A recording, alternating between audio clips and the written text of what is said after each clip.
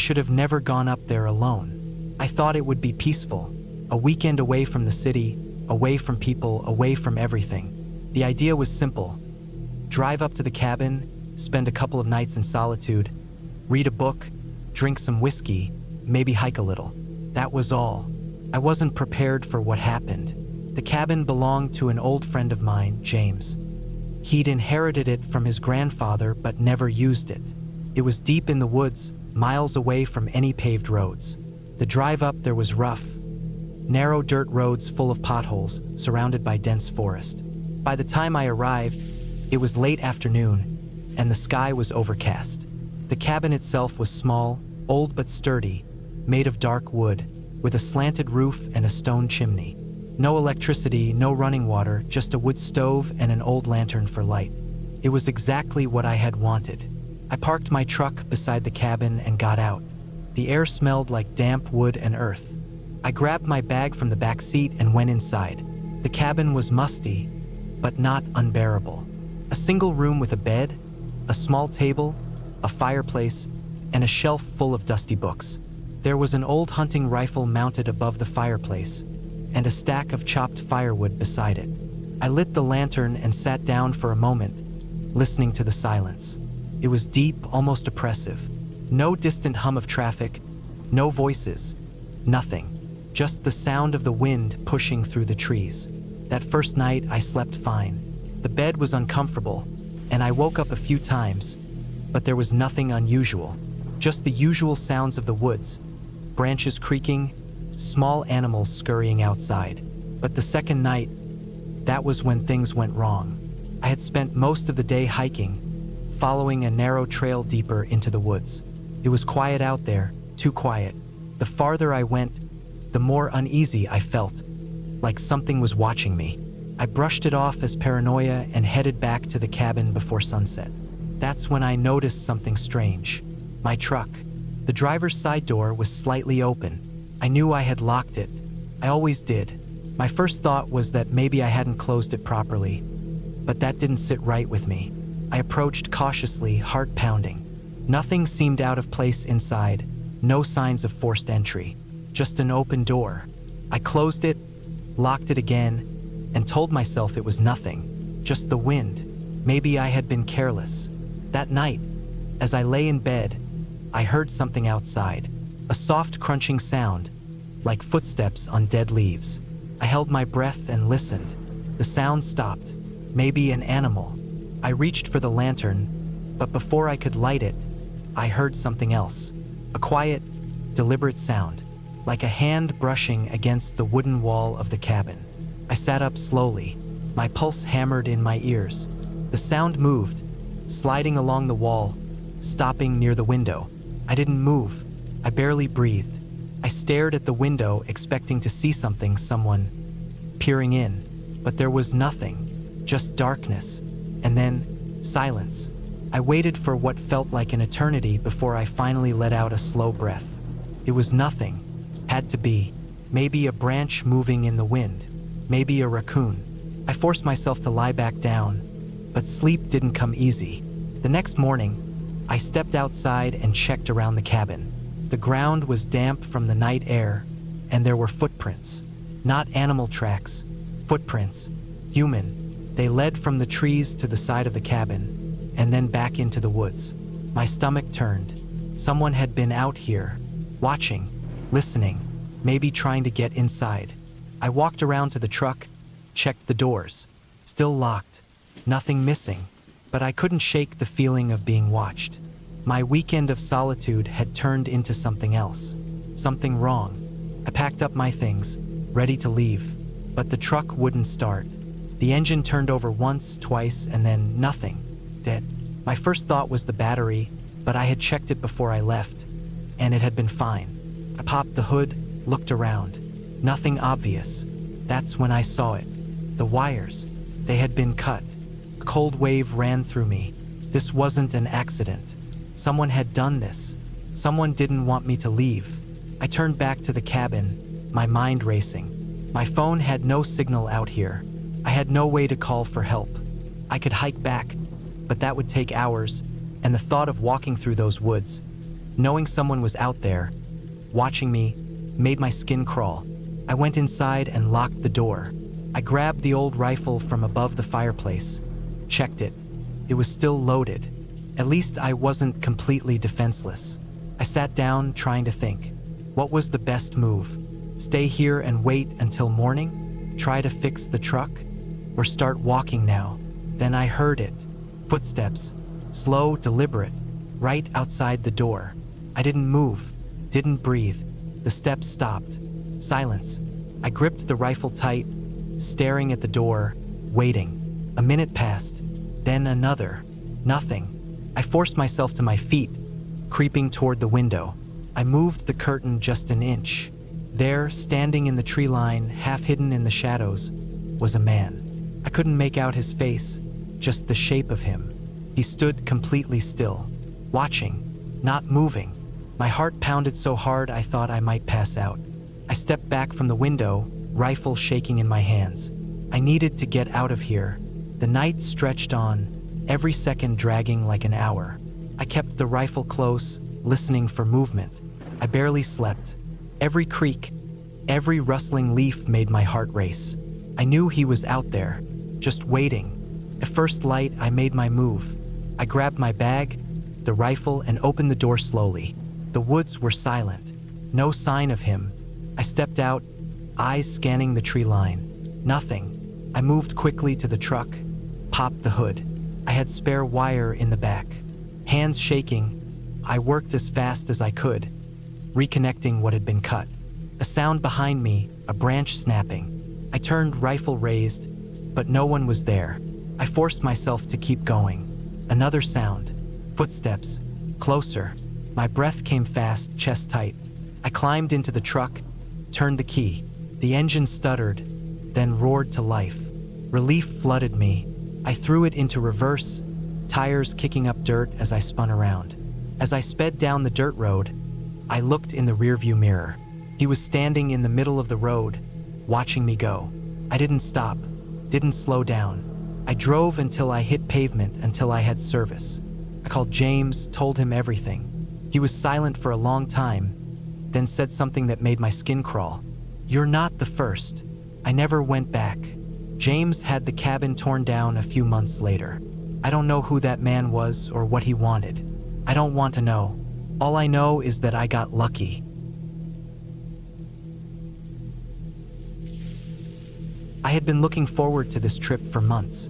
A full week alone in a cabin deep in the woods, away from the stress of city life. No emails, no phone calls, no noise. Just me, the trees, and the quiet. I found the cabin online. A small, single-story place with a wood-burning stove, no electricity, and only a well for water. It was perfect. The drive there took longer than expected. The last 20 miles were all dirt roads, the kind that rattled your bones and sent dust flying in all directions. By the time I reached the cabin, the sun was already low, casting long shadows through the thick forest. The place looked exactly like the pictures. A small wooden structure with a covered porch, a rusty water pump outside, and a firewood pile stacked neatly beside it. I unpacked my supplies: canned food, bottled water, a hatchet, and my hunting knife. I had a rifle too, just in case. I wasn't a hunter, but I figured it was smart to have some kind of protection. Bears, coyotes, who knew what else lived out here? The first night was peaceful. I built a fire, cooked some beans, and sat on the porch listening to the night sounds. Owls hooted in the distance, and something rustled in the underbrush, probably a deer. I fell asleep easily, wrapped in blankets with the crackling fire keeping the cold at bay. The second day was when things started to feel off. It wasn't anything obvious, just little things. I woke up and found the front door slightly ajar. I was sure I had closed it. The air was still and heavy, the kind of quiet that made my skin crawl. I shook it off. Maybe I hadn't latched it properly. I spent the day hiking, exploring the land around the cabin. There was a narrow trail leading deeper into the woods, winding between towering pines and thick underbrush. I followed it for a couple of miles, marking trees as I went, making sure I could find my way back. At one point, I stumbled across an old hunting blind, rotting and abandoned. half hidden in the trees. It felt out of place, like whoever built it had left in a hurry. When I got back to the cabin, I noticed something strange. The firewood pile was different. I had stacked it neatly the night before, but now some logs were missing, and others had been rearranged. It looked like someone had been there. I stood still, listening. The woods were silent, too silent. I walked the perimeter, checked behind the cabin, looked for tracks. Nothing. Maybe an animal? But what kind of animal neatly rearranges firewood? That night, I locked the door and shoved a chair under the handle, just in case. I slept lightly, waking up at every little sound. Around 3 a.m., I heard something outside. Slow, deliberate footsteps on the porch. I held my breath. The steps stopped right outside the door. Whoever or whatever it was just stood there. Not knocking, not trying to break in. Just standing, listening. Minutes passed. My heartbeat pounded in my ears. Then the steps moved again, this time toward the side of the cabin. I heard scraping like nails against wood. I gripped my knife, my hands slick with sweat. Then silence. I didn't sleep after that. In the morning, I forced myself to check around the cabin. The firewood pile was disturbed again. The dirt near the porch looked like it had been scuffed by boots. But no prints, no clear evidence. I considered leaving, but it was probably nothing, I told myself. My mind playing tricks on me. I had been alone too long, letting the isolation get to me. That day, I stayed close to the cabin, chopping wood, keeping my hands busy. Every so often, I'd feel eyes on me, but when I looked up, there was nothing but trees. That night, I heard it again. The footsteps, the slow, deliberate movement around the cabin. Then whispering. Not words, not exactly. Just sounds. Like someone trying to form words, but not quite getting them right. I grabbed the rifle and called out. "Who's there?" Silence. Then, the footsteps retreated. Slowly, deliberately, like they wanted me to know they were leaving. I barely slept. By morning, I had decided. I was leaving. I packed my things, loaded them into the truck, and started the engine. It didn't start. I tried again. The engine sputtered, coughed, then died. I popped the hood, checked the battery. It was fine. Then I saw it. The wires had been cut. Someone had done this. My stomach twisted. I grabbed my bag, my rifle, and started walking. I knew there was a ranger station about 15 miles away. It would take time, but I could make it before nightfall. I kept my pace steady, my ears tuned to every sound. A few miles in, I found something on the trail. A boot print. Not mine. Not old. Fresh. Leading the same direction I was going.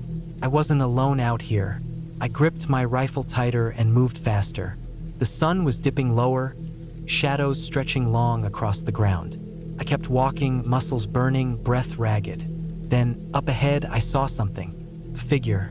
They stood in the middle of the trail, facing me. Tall, wearing a hood, their face hidden in shadow. I raised my rifle. "Stay back." My voice was hoarse. My throat was dry. The figure didn't move. I took a step forward. The figure took a step back. Then another, and another. Slowly, they melted into the trees, disappearing into the dense forest. I didn't wait. I ran. I ran until my legs screamed, until my lungs burned. The sky darkened. The trees closed in, but I kept moving. Then finally I saw it. A small clearing, a building, the ranger station. I stumbled onto the porch, banged on the door. It opened, and a ranger stood there, his face a mix of surprise and concern. I told him everything. He listened, nodding, then walked me inside. "You're lucky," he said. "People go missing in these woods all the time." I didn't respond. I just sat there, shaking, waiting for the world to feel real again. I never went back to that cabin. I never looked back at the woods. And sometimes, late at night, I still hear those footsteps. I don't know why I thought staying in a cabin alone would be a good idea. Maybe I wanted some peace, or maybe I just needed to get away from the city for a while. The idea of being surrounded by trees, fresh air, and nothing but the sound of nature sounded perfect. No phone calls, no emails, just me and the wilderness. I rented the cabin online, packed enough food for a week, and drove up into the mountains, thinking I was in for a quiet, peaceful break. Couldn't have been more wrong. The cabin itself was simple. One bedroom, a small kitchen, a bathroom, and a living room with an old wood stove. There was no Wi-Fi and my phone barely had a signal, but I didn't mind. I wanted to disconnect. The nearest town was about 30 miles away, and the only way in or out was the long dirt road I had driven up on. I arrived in the late afternoon, just as the sun was starting to dip behind the trees. The first thing I noticed was how quiet it was. No distant hum of traffic, no voices, just the occasional chirp of a bird or the rustling of leaves in the wind. It was exactly what I had wanted. That first night was uneventful. I made a simple dinner, read a book by lantern light, and went to bed early. I woke up once to the sound of something moving outside, but I brushed it off as a deer or some other animal. The second night, though, was different. That was when I first heard the growling. It started around midnight, a low, rumbling sound that seemed to come from just outside the cabin. At first, I thought it might be the wind, but as I listened, I realized it was too steady, too deep. I sat up in bed, my heart pounding. The growling didn't stop. It sounded like it was circling the cabin, moving from one side to the other. I got out of bed as quietly as I could and went to the window, but it was too dark to see anything. I didn't have a gun, just a kitchen knife and a small hatchet I had brought for chopping wood. Neither seemed like much protection against whatever was out there. I told myself it was just a coyote or maybe a stray dog, but something about the sound made my stomach tighten. It wasn't just a normal growl. It had a weight to it, something deep and guttural, something that made the hairs on the back of my neck stand up. I stayed awake for hours, listening until finally the sound faded and I somehow managed to fall asleep. The next morning, I went outside to look for tracks. The ground was covered in dry leaves and dirt, but near the front porch, I found them. Paw prints, but bigger than any dog I had ever seen. They were deep, like whatever made them was heavy. I followed them a few feet into the woods before I stopped. The prints didn't lead away from the cabin. They led in circles, as if whatever had been out here had just been pacing back and forth, watching. A chill ran down my spine. I went back inside and locked the door. That night, I built a fire in the wood stove and sat with my hatchet close by. I kept telling myself I was being paranoid. Animals roam the woods all the time. Maybe it was just lost, looking for food. But then the growling started again. This time it was louder, closer. I held my breath as I heard heavy footsteps crunching through the leaves outside. My mind raced. If it was a bear, it would have left claw marks or knocked something over, but nothing was disturbed. If it was a wolf, why was it alone? Why was it circling my cabin night after night? Then I heard scratching, slow, deliberate, right against the wooden walls. I clenched my jaw, gripping the hatchet until my knuckles turned white. The fire crackled, casting flickering shadows across the room, and for a moment, I thought I saw movement outside the window. Just a trick of the light, I told myself. Just my mind playing tricks on me. But then something thumped against the door. Not a soft knock. A heavy, deliberate hit like something was testing it, seeing if it would give. My stomach twisted. I didn't move, barely even breathed. Another thump, harder this time. I could hear it breathing now. A slow, heavy panting, just beyond the wood. I wanted to run. But where? There was nowhere to go, no one to call. If I ran into the woods, I'd be alone, unarmed, an easy target. I stayed put, gripping the hatchet and waiting. Then, just as suddenly as it had started, the noises stopped. The breathing, the growling, the scratching, all of it just stopped. I didn't sleep at all that night. By morning, I was exhausted, but I forced myself outside to check the door. There were deep claw marks gouged into the wood, long and jagged. Whatever had been out there had tried to get in. I knew then that I couldn't stay another night. I packed up my things, threw them into my truck, and started the engine. As I drove away, I glanced in the rearview mirror, and for just a second, I saw it. A dark shape standing at the edge of the trees, watching me. It wasn't a dog. It was too big, too unnatural in the way it stood. It didn't chase me. It just stood there watching as I drove away. I didn't stop until I was back in town. I checked into a motel and locked the door behind me, still shaking. The next day, I told the rental company that something had damaged the cabin, but I didn't go into detail. I didn't know what to say. They probably thought it was a bear. Maybe it was. But I know what I heard, what I saw. I never went back to that cabin. I never even went near those woods again. And sometimes, when I'm alone at night, I still hear that growling in the back of my mind. Whatever was out there that night, it wasn't just a wild dog. And I hope to God I never see it again. Why I agreed to stay in the cabin. Maybe I just needed a break from my life, from the noise, from everything. It belonged to my uncle, a place he had used for hunting trips years ago. But after he passed, it had been sitting there, abandoned. My mother had suggested I use it for the weekend to get away from everything. The drive out there was long. Roads turned to dirt paths, and trees closed in on either side of me. I lost service on my phone miles before I reached the place, which I had expected. The last time I had been there was when I was a kid, and I barely remembered it. But as soon as I pulled up, I felt something off. The cabin looked worse than I remembered. The wood was darker, rotted in some places. The windows were clouded over with grime. The porch sagged. I had a bad feeling in my gut, but I shook it off. It was just an old building, that's all. Inside, it smelled like dust and damp wood. The furniture was covered in sheets. Dead flies littered the windowsills. There was an old stone fireplace, a tiny kitchen, and a single bedroom with a musty mattress. I dropped my bag on the floor and started to unpack. It was just for a weekend. I kept telling myself that I would be fine. The first night was quiet, too quiet. I had brought a book, but I couldn't focus on it. The silence pressed in on me, and I kept looking up, expecting to hear something, but there was nothing. No wind, no crickets, no rustling leaves outside, just stillness. I locked the door. I made sure the windows were shut. I crawled into the old bed and pulled the covers over me. The mattress was stiff, and every time I moved, it creaked. But I eventually fell asleep. Sometime in the middle of the night, I woke up. My skin was clammy. I didn't know what had woken me at first, but then I heard it. A creaking sound, like slow, careful footsteps on the porch. I held my breath. My brain struggled to make sense of it. Maybe it was an animal? Maybe a tree branch had fallen and rolled across the wood? Another step, then another. Someone was out there. I turned onto my side as quietly as I could. The bedroom window faced the porch.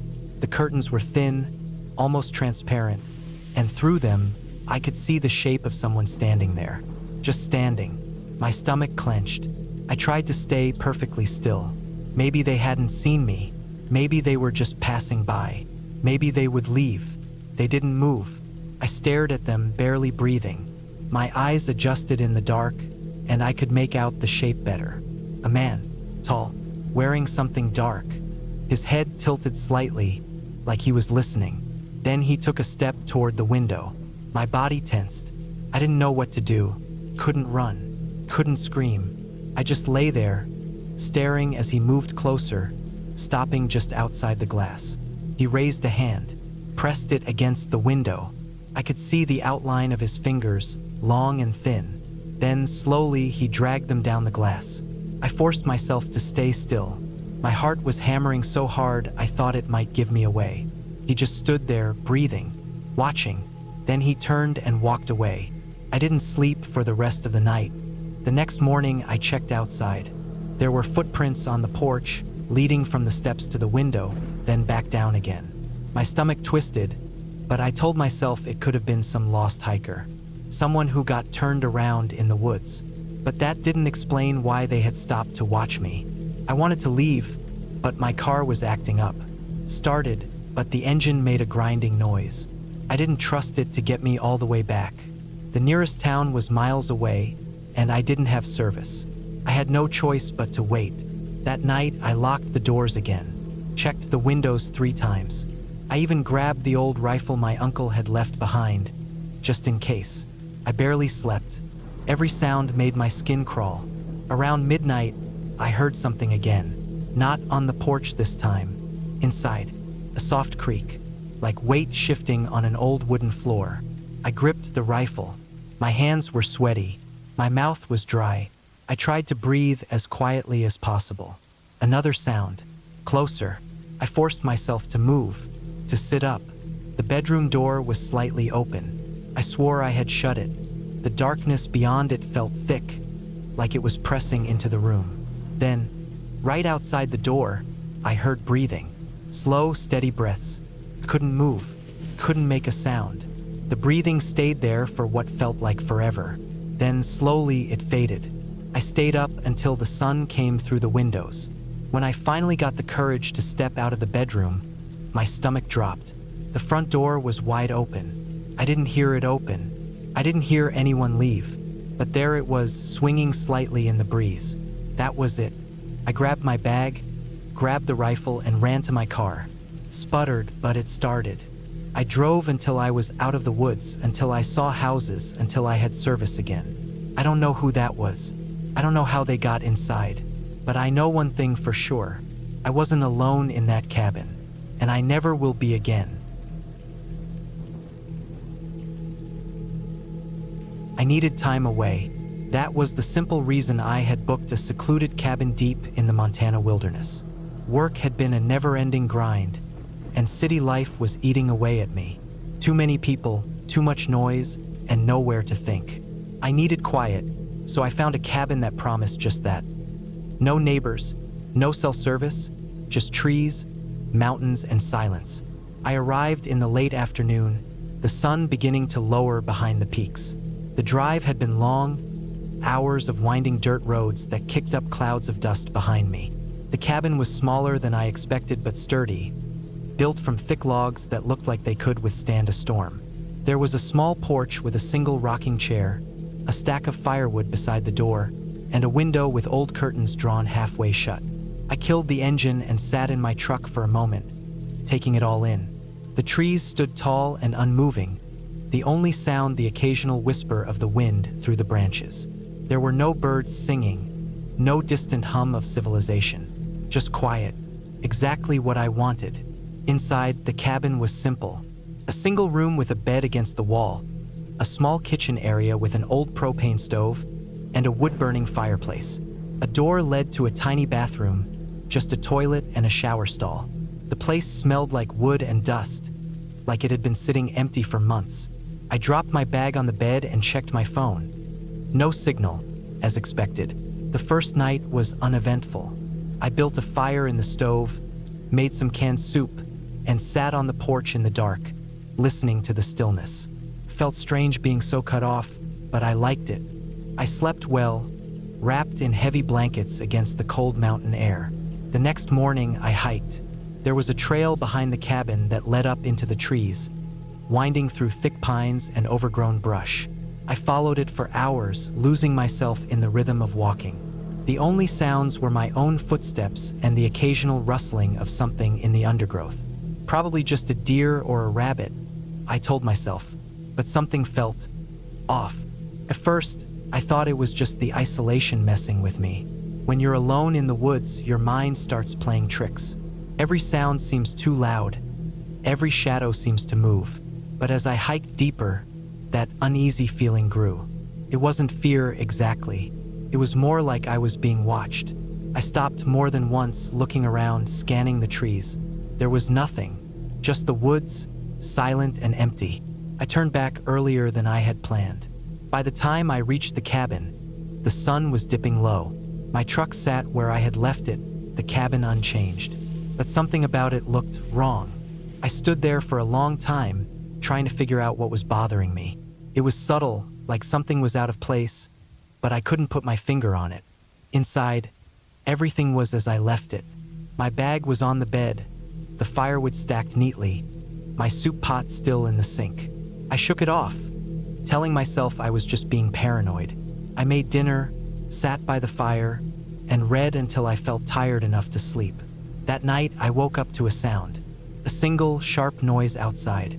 I sat up, my heart hammering in my chest, ears straining. The fire had burned down to embers, casting flickering shadows on the walls. I listened. Silence. Then, another sound. Closer. It wasn't an animal. Animals move in rustles and snaps, in quick bursts of motion. This was slow, deliberate, boots on dry leaves. I grabbed the flashlight from beside the bed and clicked it on. The narrow beam cut through the darkness, landing on the window. The curtains were still halfway drawn, leaving a sliver of glass exposed. Something moved past it. I jumped up, my pulse roaring in my ears. Someone was out there. For a long time, I just stood there, gripping the flashlight, trying to listen over the sound of my own breathing. I should have brought a gun. I had thought about it before I left, but I had figured what could happen. I moved to the door as quietly as I could, pressing my ear against the wood. Silence again. I turned the lock, heart pounding. The door had a deadbolt, but it suddenly felt flimsy, like it wouldn't take much to break it down. I barely slept after that.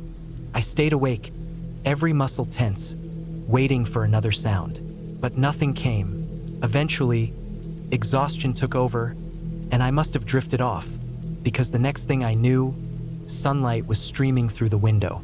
I stepped outside, scanning the trees. There were no footprints in the dirt, no sign that anyone had been there. But I knew what I heard. I spent the day on edge, double-checking the locks, listening for anything out of place. I almost packed up and left, but I told myself I was being ridiculous. It was probably just an animal, the wind, my imagination. That night, I locked the door and wedged a chair under the handle for good measure. I lay in bed, staring at the ceiling, forcing myself to stay calm. Then, in the middle of the night, I woke up. The chair was on the floor. The door was unlocked. I sat up, my whole body frozen in fear. Someone had been inside. Someone had come in while I slept. I didn't move. I listened, barely breathing. Nothing. I reached for my flashlight, clicked it on. The cabin looked the same. My bag was still on the bed, my boots still by the door. But I knew someone had been here. I grabbed my keys, my heart racing. I wasn't staying another second. I threw my bag over my shoulder and stepped outside. The woods were too quiet. The air felt heavy, wrong. I ran to my truck, jammed the key into the ignition. The engine roared to life, and I backed up so fast the tires kicked up gravel. As I turned onto the dirt road, I saw it, in the trees, just at the edge of the cabin's clearing. Person, standing perfectly still, watching me leave. I didn't slow down. I didn't stop. I drove through the night, not stopping until I hit a town hours away. I booked a motel, locked the door, and sat awake until morning. I never went back for my things. I called the owner of the cabin, told them something was wrong out there, and never got a response. I don't know who was out there. I don't know what they wanted. But I do know this: I wasn't alone in that cabin. Not even for a second. I had been driving for nearly 6 hours when I finally saw the turnoff. A small dirt road barely visible between the thick trees. The GPS had given up miles ago, and I was relying on the directions written down on a crumpled piece of paper in the passenger seat.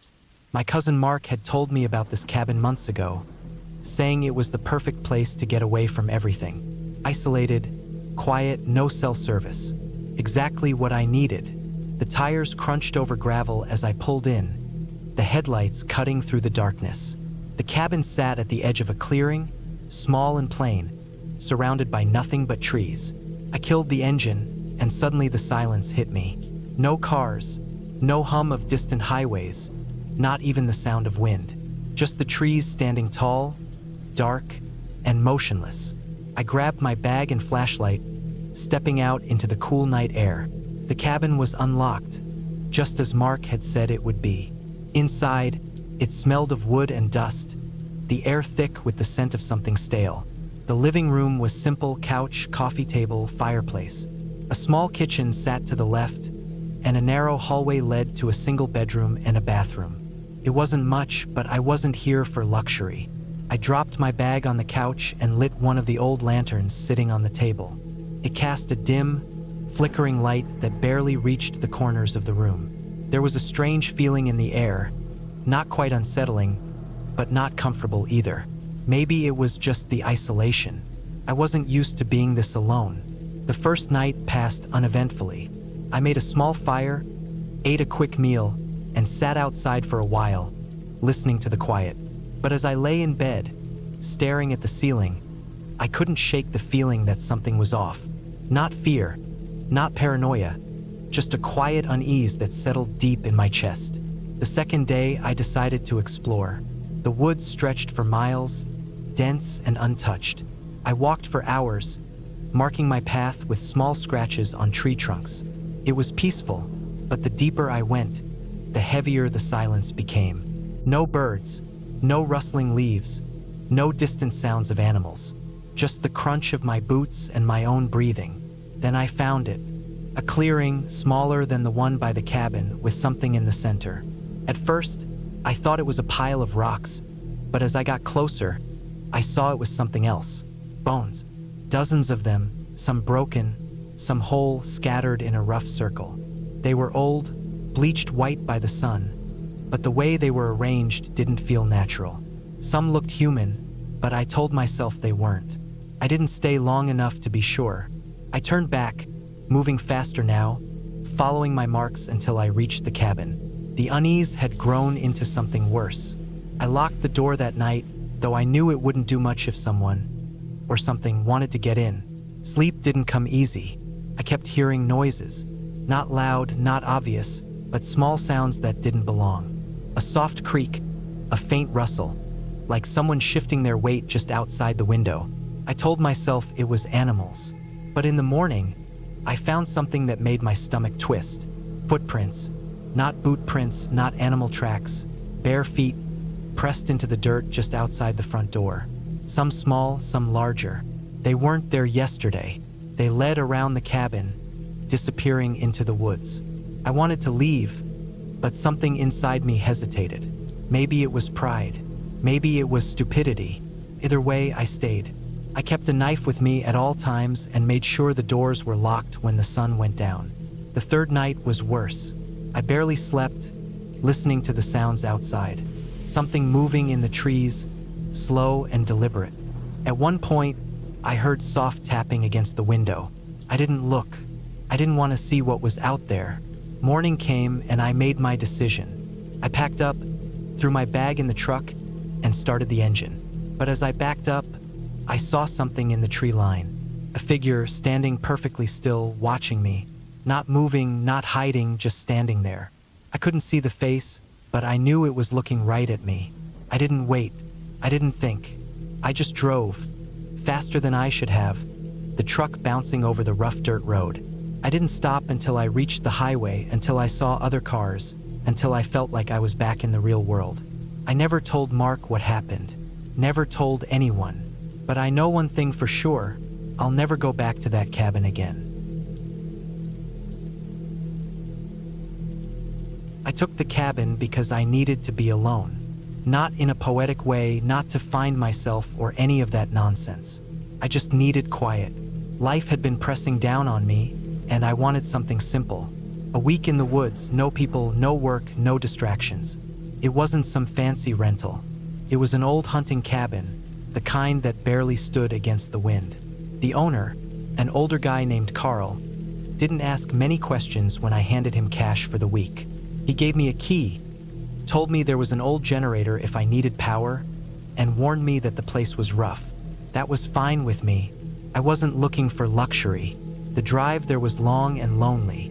Miles of trees, then a dirt road that stretched deeper into the woods than I was comfortable with. By the time I got there, the sun was hanging low. The cabin was exactly what I expected. Small, dark, and worn by years of weather. A single room, a wood stove, a table, and a cot. That was all I needed. The first night was uneventful. I sat outside for a while, listening to the quiet. The kind of quiet that isn't really silent. Wind through the trees, the occasional rustling in the bushes. Probably deer, maybe something smaller. Felt good. I turned in early, the cot stiff but not unbearable. The second day, I explored a little. The woods were thick and the paths were barely there. I took a short walk, made mental notes of landmarks, and returned before I got too far. I wasn't about to get lost out there. I read for a while, made some food, and sat by the fire as the sun set. Then, something felt off. It wasn't a sound. Not exactly. More like an absence of sound. The wind had died, the trees had gone still, and the normal rustling of the woods had vanished. That's when I noticed the smell. It was faint at first, but once I caught it, I couldn't ignore it. Something rotten like meat left out too long. It was strong enough to make my stomach turn. I grabbed my flashlight and stepped off the porch, scanning the woods. Nothing. The smell faded after a while, and I told myself it was probably a dead animal. Maybe something caught in a trap and left too long. It made sense. The woods were full of things that killed and got killed. I forced myself to relax and went to bed. The third day, I woke up feeling uneasy. I brushed it off, made coffee, and decided to go a little further into the woods. I followed the same path as the day before but pushed farther, moving slower, marking trees in case I needed to find my way back. Then I found the deer. It was fresh, not yet stiff, but dead long enough for flies to start gathering. His belly was torn open, organs missing. But there was no blood, not on the ground, not on the leaves. Just the body like it had been placed there. Something about it was wrong. I've seen animal kills before, but this wasn't the same. The cuts were too clean, the missing organs too precise. I turned back, moving faster than I meant to. I told myself it was nothing, that I was overthinking. But something in the back of my mind told me to be careful. That night, the smell came back.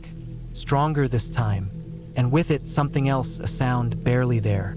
A slow, steady scraping. I sat up, listening. It was outside, near the walls of the cabin. A dragging noise, like something heavy being pulled across the dirt. I grabbed my flashlight and stepped toward the window. My hand hesitated before pulling back the curtain. Nothing. The smell lingered for hours before it finally faded. I didn't sleep much. The fourth day, I didn't go far. I kept close to the cabin, checking the ground for anything unusual. The dirt near the porch looked disturbed, but it was hard to tell. I forced myself to eat, forced myself to act normal. As the sun set, I locked the door and sat in the dark, listening. Came back. The scraping, the dragging, slow, deliberate, closer. I gripped the flashlight, but I didn't move. I barely breathed. The sound circled the cabin, stopping near the door. Then, a new sound. A soft, steady tapping against the wood. Tap, tap, tap. I stayed still. I don't know how long. Minutes? Hours? Then silence. I didn't sleep. The fifth day, I made my decision. I was leaving. Whatever this was, I didn't care. I packed my things and stepped outside just as the sun broke through the trees. Something was waiting for me. Not a person, not an animal, just something. The deer carcass, dragged to my porch. The stomach split wider, its insides gone. And next to it, in the dirt, were footprints. Bare, human, but wrong. The toes were too long, the arch too high, and they led back into the woods. I didn't stop to think. I grabbed my bag, got in my car, and drove, fast. The dirt road felt longer, the trees pressing in closer. I didn't stop until I was miles away, pulling into a gas station on the highway. I told Carl I left early. Didn't explain why.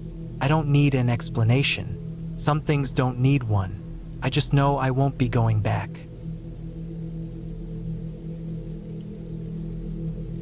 I never wanted to go to that cabin. It wasn't my idea. My brother, Mike, talked me into it.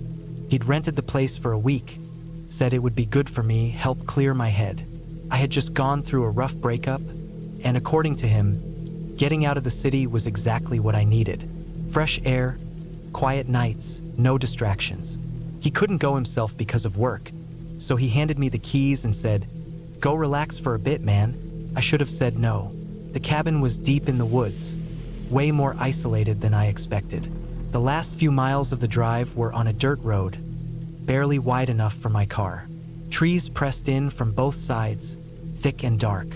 No streetlights, no houses, just endless woods. By the time I pulled up, the sun was already low, bleeding orange through the trees.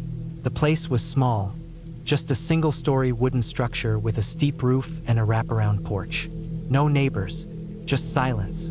Inside, the cabin was basic. A small living room with a wood stove, a kitchen with an old fridge that hummed loudly, a single bedroom, and a bathroom with questionable plumbing. The windows were large, probably great for letting in natural light during the day, but as night settled in, they made me uneasy. It felt like someone could be watching from the darkness outside, and I wouldn't even know. I closed the blinds, locked the doors, and told myself I was being paranoid. The first night was quiet, too quiet. In the city, there's always background noise, cars, sirens, people talking. Here, there was nothing, just the occasional creak of the wood stove and the wind in the trees.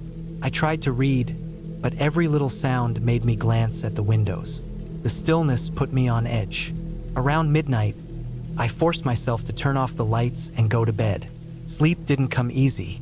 At some point in the night, I woke up. It wasn't a noise that did it, more like a feeling, like when you wake up thinking someone's in the room with you. I lay still, listening. Nothing, just my own breathing. I tried to shake the feeling and went back to sleep. The next morning, I went outside to get some air. The woods were quiet, just the occasional rustle of branches in the breeze. Then I noticed something weird. In the dirt near the porch, there were footprints. Not mine. They were fresh, leading up to the cabin, stopping at the window. My window. I told myself it could have been a hiker, but that didn't make sense. I was miles from any trails. No cars had passed by since I arrived. The prints weren't old either. Someone had been standing at my window during the night, watching me. I checked the locks again, made sure all the windows were shut tight. I thought about leaving, but I told myself I was overreacting. Maybe it was just a hunter passing through. Maybe. Either way, I kept the blinds closed all day. That night, I barely slept. Every sound made my skin crawl. Around 2 a.m., I heard something. A soft crunch outside. Footsteps. My stomach tightened. I stayed still, listening. More footsteps, slow and careful, moving around the cabin. Then a soft tap at the window. My window. I didn't move. My heart pounded so hard I could hear it. The tapping stopped. Silence. Then, after a long moment, I heard the footsteps again, moving away this time. I stayed awake until dawn. When morning came, I went outside again. The footprints were back, fresh, circling the cabin this time. I couldn't ignore it anymore. Someone was out there. Someone knew I was alone. I packed my bag. I was done. I locked the cabin up and got in my car.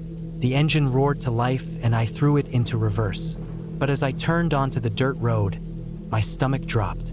A tree had fallen across the path. A big one, too thick to drive over, too heavy to move. This wasn't an accident. Someone put it there. I sat there, gripping the wheel, my mind racing. My phone had no signal, no way to call for help. No choice but to go back to the cabin and figure something out.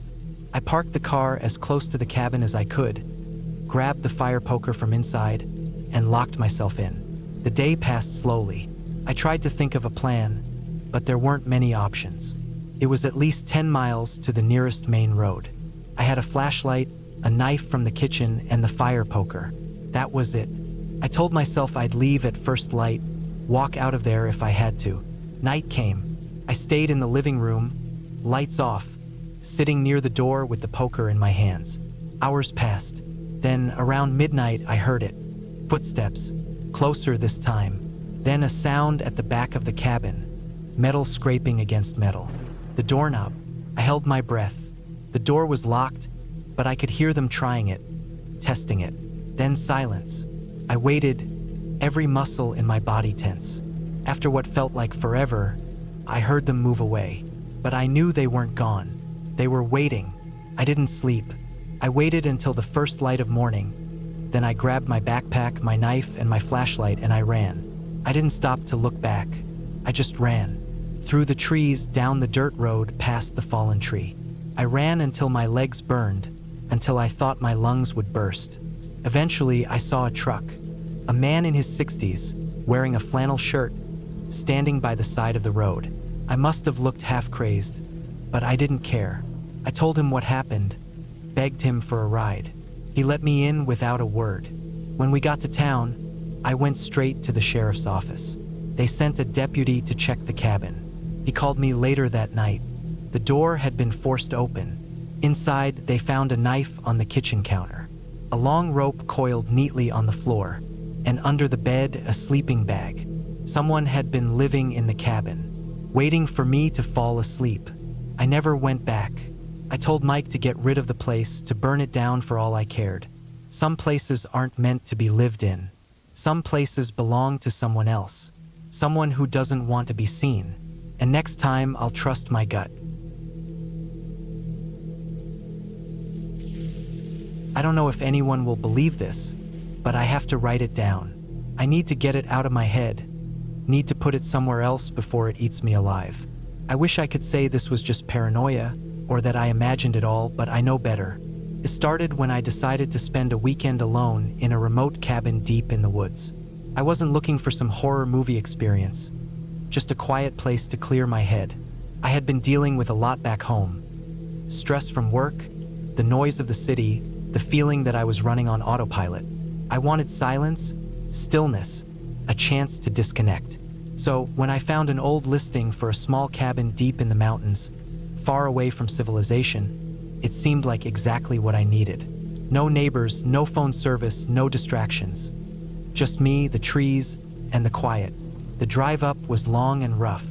The roads turned from pavement to dirt, and then to something barely recognizable as a road at all.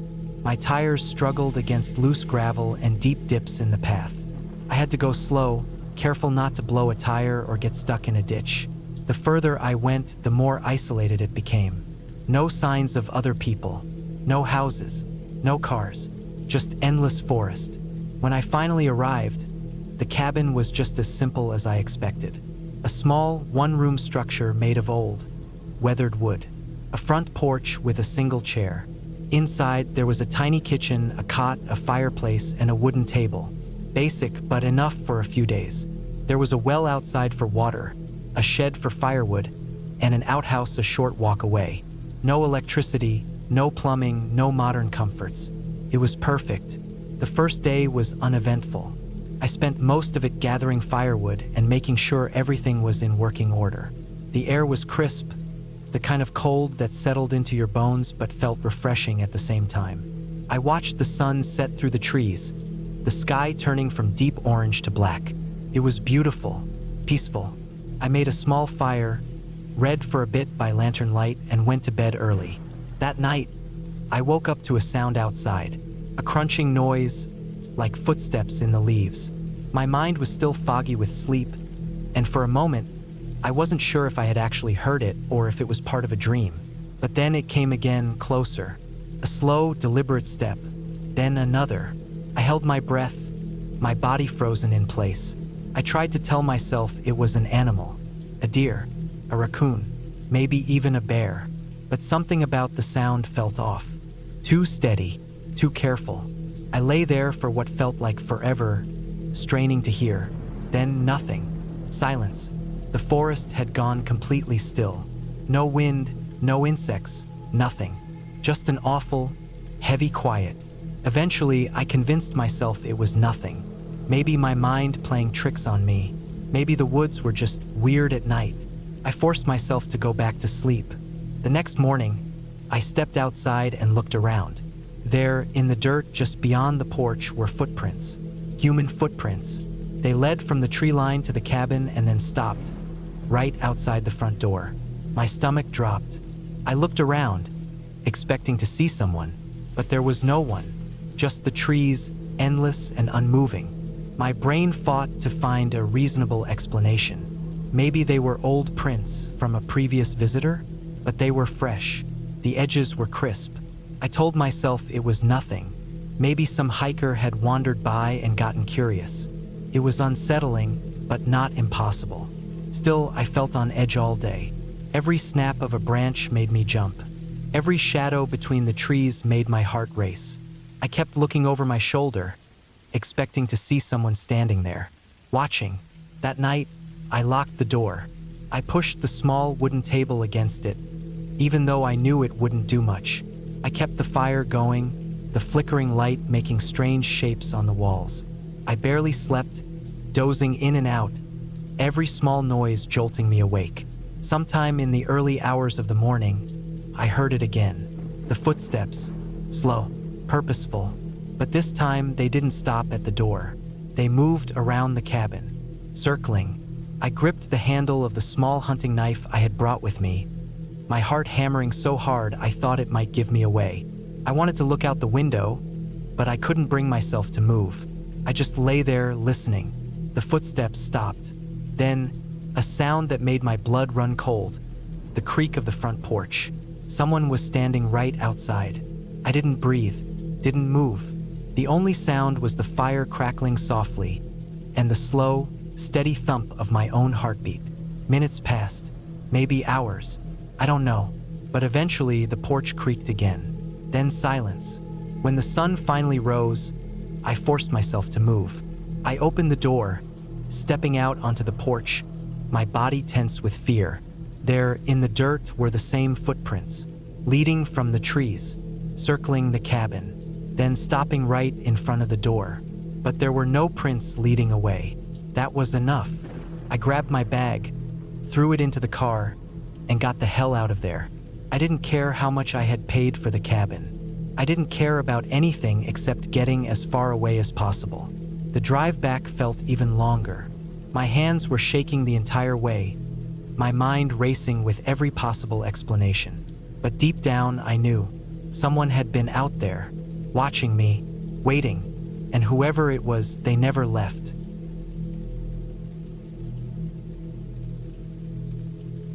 I never thought I'd actually follow through with the trip. I had planned it for months, telling myself I needed a break from work, from the city, from the constant noise that never seemed to stop. But even as I packed my bags and loaded up the car, a part of me hesitated. Maybe it was the thought of being completely alone, or maybe it was just a gut feeling I ignored. Either way, I pushed through, telling myself I needed the silence. The cabin was deep in the woods, at least a 2-hour drive from the nearest town. It belonged to a friend of a friend, someone I had never met, but they were kind enough to let me borrow it for the week. No cell service out there, they had warned me. But there's a landline if you really need to call someone. I didn't think much of it at the time. In fact, the idea of being disconnected sounded perfect. The drive was long and uneventful. I passed a few scattered houses on the way, but as I got deeper into the woods, they became less frequent until they disappeared completely. The road narrowed, turning from pavement to gravel, then from gravel to dirt. I followed the directions I had written down, making turns that seemed to lead nowhere, until finally, I saw it. A small wooden cabin tucked between towering trees, its windows dark, its porch covered in a thin layer of leaves. It was exactly what I wanted. I parked the car, grabbed my bags, and stepped onto the porch. The air was crisp, carrying the scent of pine and damp earth. I fumbled with the keys, my hands slightly numb from the cold, and pushed the door open. Inside, the cabin was simple. Wooden walls, a small kitchen, a couch that looked older than I was, and a fireplace that hadn't been used in years. There was a single bedroom in the back, with a bed covered in thick blankets, and a bathroom with an old mirror above the sink. I dropped my bags by the couch and took a deep breath. It was quiet, unbelievably quiet. No cars, no voices, not even the distant hum of electricity. Just the occasional rustle of leaves outside and the sound of my own breathing. Felt unnatural, like something was missing. I shook the thought away and started unpacking. I had brought enough food for the week, a few books, and a flashlight just in case. The power worked, but the lights were dim, flickering slightly whenever I turned them on. The water ran cold for a few minutes before finally warming up, and the fireplace was packed with old, dry wood that looked ready to burn. Everything was fine. It was just old, that was all. That first night, I slept surprisingly well. I had expected to toss and turn, listening to every sound, but exhaustion must have caught up with me. I woke up early, made myself some coffee, and stepped onto the porch to watch the sunrise. The trees stretched high above me, their branches swaying gently in the wind. I felt at peace. The day passed slowly. I spent most of it reading, walking through the woods, and just enjoying the solitude. The silence no longer felt strange. It felt calming. I even started to wonder why I had been so nervous about coming here in the first place. Then night came. It started with a sound, a dull thud, like something heavy hitting the ground outside. I froze, listening. Maybe a branch had fallen, or maybe it was an animal. But then it happened again, and again. I grabbed the flashlight and stepped to the window, pressing my face against the glass. The trees were still, the ground empty. Nothing moved, but something felt wrong. I locked the door, checked the windows, and told myself it was nothing, just the wind, or maybe the cabin settling. But then, just as I was about to go to bed, I heard it again. This time it was closer. I didn't sleep that night. I lay in bed, staring at the ceiling, listening to the sounds outside. They came and went, soft rustling, then silence, then a sudden noise that made my heart pound. At one point, I swore I heard footsteps on the porch. Slow, careful, almost hesitant. Morning couldn't come fast enough. As soon as the sun rose, I threw open the door and stepped outside, half expecting to see footprints in the dirt. But there was nothing, just the same empty woods, the same quiet stillness. Maybe I was imagining things. Maybe being out here alone was messing with my head. I tried to shake it off, but I couldn't ignore the way my stomach twisted every time I thought about last night. I decided to leave early. I told myself I had gotten what I needed out of the trip. Some peace and quiet, a break from the city. No need to stay any longer. But when I went to start my car, nothing happened. The engine wouldn't turn over. The battery was fine. The gas tank was full. But no matter what I did, the car refused to start. Panic crept up my spine. I had no cell service. The nearest town was hours away by foot. I could use the landline in the cabin, but for some reason, the thought of going back inside made my skin crawl. I had no choice. The phone was in the kitchen, an old rotary thing that looked like it hadn't been used in years. I picked up the receiver and dialed the only number I could think of, the friend who had given me the cabin's location. Silence, then a click, then nothing. The line was dead. I put the phone down and stepped away, my breath coming fast. Something was wrong. The noises, the car, the phone, none of it made sense. I spent the next few hours trying to come up with a plan. I could stay put and wait for someone to check on me, but that could take days. I could try to walk back to town, but the idea of being alone in the woods with whatever was out there made my stomach turn. As the sun started to set, I knew I had to make a choice. I wasn't staying another night. I grabbed my bag, packed what little I could carry, and started walking. The woods were silent, too silent. No birds, no insects, just the sound of my own footsteps crunching against the ground. I kept my eyes forward, refusing to look back, refusing to acknowledge the feeling crawling up my spine. Then I heard it. Footsteps, not mine. I stopped. The sound stopped. I started walking again. The footsteps followed. I didn't run, not at first. I told myself it was my imagination, that I was just hearing echoes, but then I saw it. A shadow moving between the trees, keeping pace with me. That was when I ran. I didn't look back. I didn't stop. I ran until my legs burned, until my lungs felt like they were going to explode. The trees blurred around me, branches scratching at my arms, the ground uneven beneath my feet. Then I saw it, the road, the same dirt path I had driven down just days ago. I ran straight for it, my chest heaving, my vision swimming. And then the headlights, a truck. I stumbled onto the road, waving my arms, barely able to speak. The truck skidded to a stop and the driver, a man in his 50s with a weathered face and wide, concerned eyes, jumped out. I don't remember what I said. Probably something incoherent, something desperate. He didn't ask questions. He just opened the door and told me to get in.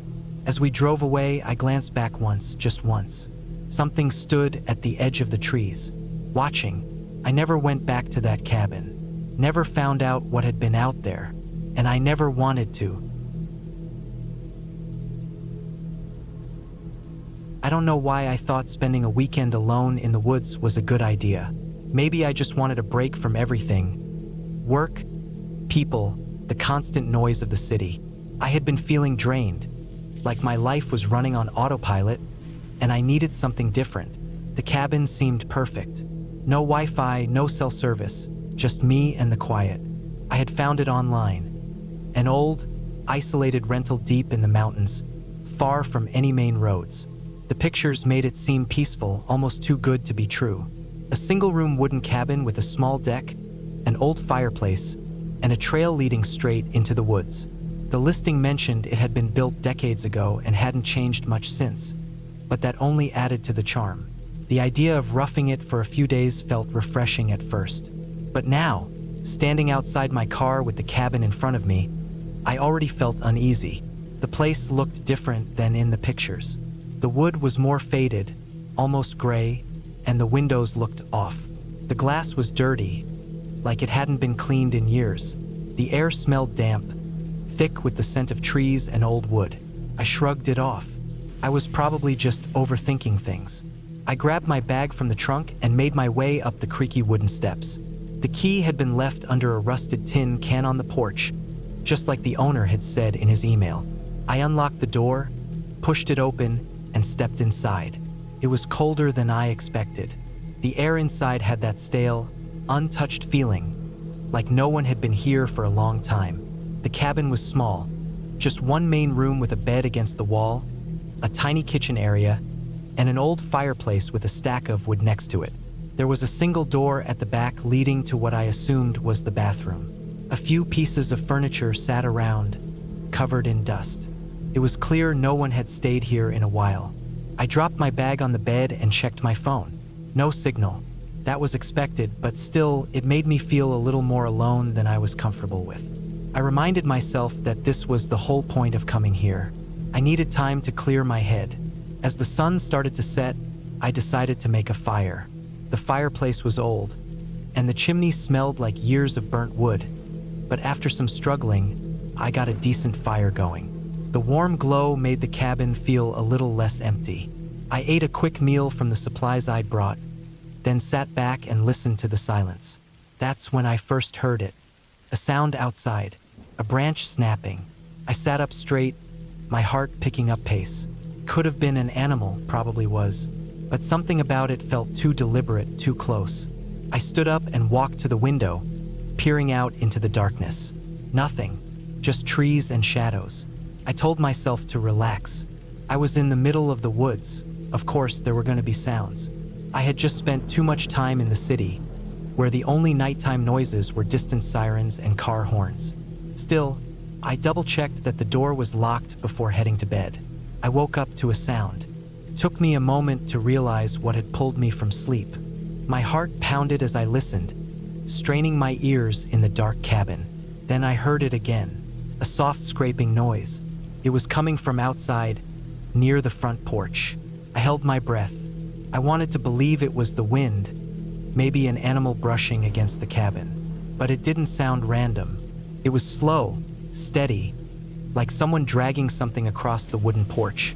I reached for my flashlight and hesitated.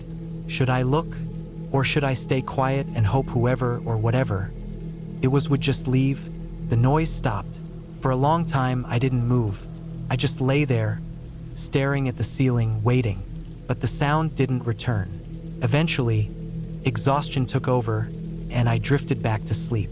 Morning came, and with it, a sense of relief. Sunlight made everything feel normal again. But when I stepped outside to check around, I noticed something that made my stomach drop.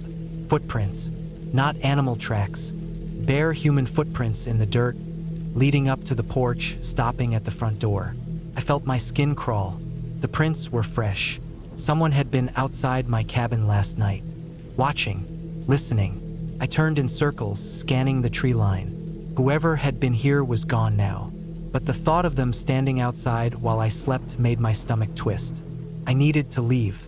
I rushed inside, stuffing my things back into my bag, my hands shaking. I grabbed my keys and yanked the door open. Then I froze. The footprints were gone. The dirt around the porch was smooth, undisturbed, like no one had ever been there. I stared at the ground, my mind racing. I knew what I had seen. I wasn't crazy. I wasn't imagining things. But somehow the prints had disappeared. I hesitated. I could still leave, get in my car, drive back to civilization, forget this ever happened. But a part of me needed to understand. I needed to know if I had just let my imagination get the best of me, or if someone had actually been out there. I stepped off the porch and walked toward the tree line, scanning the ground for any signs of movement. That's when I saw it. A small, folded piece of paper, wedged between two rocks. My hands trembled as I picked it up and slowly unfolded it. There were only 3 words written inside, in uneven, shaky handwriting. "Don't look up." My breath caught in my throat, my body locked in place, every instinct screaming at me. I felt it, presence, something towering over me. I didn't look up. I ran. I don't remember getting to my car. I don't remember turning the key, slamming my foot on the gas, speeding down that narrow dirt road. All I remember is the feeling of something watching me. I never looked back, and I never went back. I don't know why I thought it would be a good idea. Maybe it was the stress from work, or the need to prove something to myself. Maybe I just wanted to get away. Whatever it was, I booked a secluded cabin deep in the woods for a full week. No neighbors, no distractions, just me, the trees, and silence. The drive up there was longer than I expected. I followed a winding road that got narrower the deeper I went into the forest. My GPS had lost signal a while back, and I was relying on the printed directions from the rental company. The last stretch of the road was just dirt, uneven and full of potholes. My car struggled over it, tires kicking up dust that hung in the air behind me. When I finally arrived, I was relieved. The cabin looked old but sturdy. A simple wooden structure with a slanted roof and a porch that creaked when I stepped onto it. It was smaller than I had imagined. Just one main room with a kitchenette, a small dining table, and a bed pushed against the far wall. There was a single bathroom tucked into the corner. The first night was uneventful. I made myself dinner, read for a while, and listened to the sounds of the forest outside. It was nice, peaceful, the kind of quiet you don't get in the city. But by the second night, things started to feel off. It was small things at first. The feeling of being watched when I stepped outside. The way the trees seemed too still, as if waiting. The distant rustling of leaves that didn't sound like the wind. I told myself I was just paranoid. Being alone in the woods does that to you. That night, I woke up to a sound outside, a soft crunching like footsteps on dried leaves. I held my breath, listening. Probably just an animal, a deer, maybe a raccoon. But then there was a slow, deliberate scraping against the wooden wall of the cabin. My stomach twisted. I reached for my phone, but of course no signal. I grabbed the flashlight from the nightstand and pointed it toward the window. The beam caught the edge of something, a shadow moving just beyond the trees. It was gone before I could get a good look. I barely slept after that. Every sound made my skin crawl. I kept telling myself it was nothing, just my imagination, just the forest. The third day, I found footprints near the cabin. Human footprints. They circled the building, leading from the trees and back again. My first thought was that they belonged to the owner, maybe coming to check on the place. But they looked fresh, and I hadn't heard a car. I spent the rest of the day inside, doors locked, trying to convince myself I was overreacting. But that night, it happened again. The sounds outside, the scraping against the wood. This time, I didn't turn on the flashlight. I didn't want whoever, whatever was out there to know I was awake. By the fourth day, I was done. I packed my things, ready to leave. But when I went outside, I found something that made my blood go cold.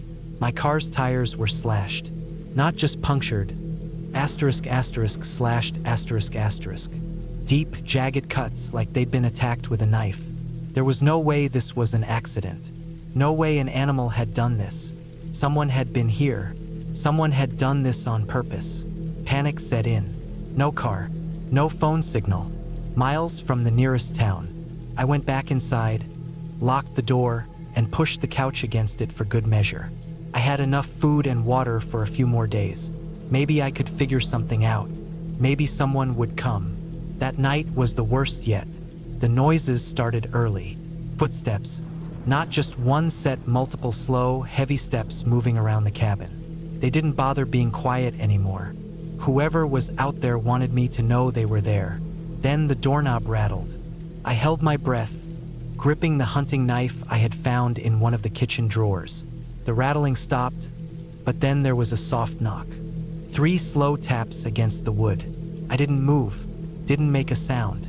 Another knock, louder this time. I wanted to scream, wanted to do something, anything, but I just sat there, frozen. The knocking stopped. Silence stretched on. Then, the sound of something heavy dragging against the porch. A long, scraping noise. I didn't sleep, didn't move from my spot. The noises continued throughout the night. Footsteps, scraping, soft, distant laughter. Just quiet enough that I couldn't tell if I was imagining it.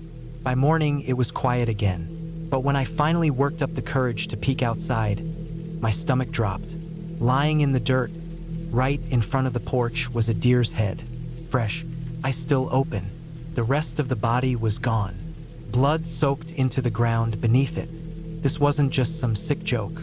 This was a warning. I had to leave. I grabbed my backpack, stuffed it with whatever essentials I could fit, and set off on foot. The nearest town was at least 20 miles away, but I didn't care. I wasn't staying another night. I walked for hours, sticking to the road, trying to ignore the feeling that I was being watched. The trees pressed in around me, their shadows stretching long across the dirt. I kept looking over my shoulder, expecting to see someone following me. And then I heard it. Footsteps, not mine. They were behind me, steady, unhurried. I didn't look back. I didn't stop. I walked faster. So did they. I broke into a run. The footsteps followed. Faster, closer. Then a car, a beat-up pickup truck coming down the road. I ran straight into its path, waving my arms like a lunatic. The driver, an old man, slammed on the brakes, looking at me like I was crazy. I didn't care. I jumped into the passenger seat, gasping, trying to explain. He just nodded, turned the truck around, and drove. I didn't look back. I never went back. The police checked the cabin. They found the deer's head, the slashed tires, but no footprints, no signs of anyone else being there. They told me it was probably just some local messing with me, some backwoods prank. I know better. Someone was out there, watching, waiting, and whoever they were, they didn't want me to leave.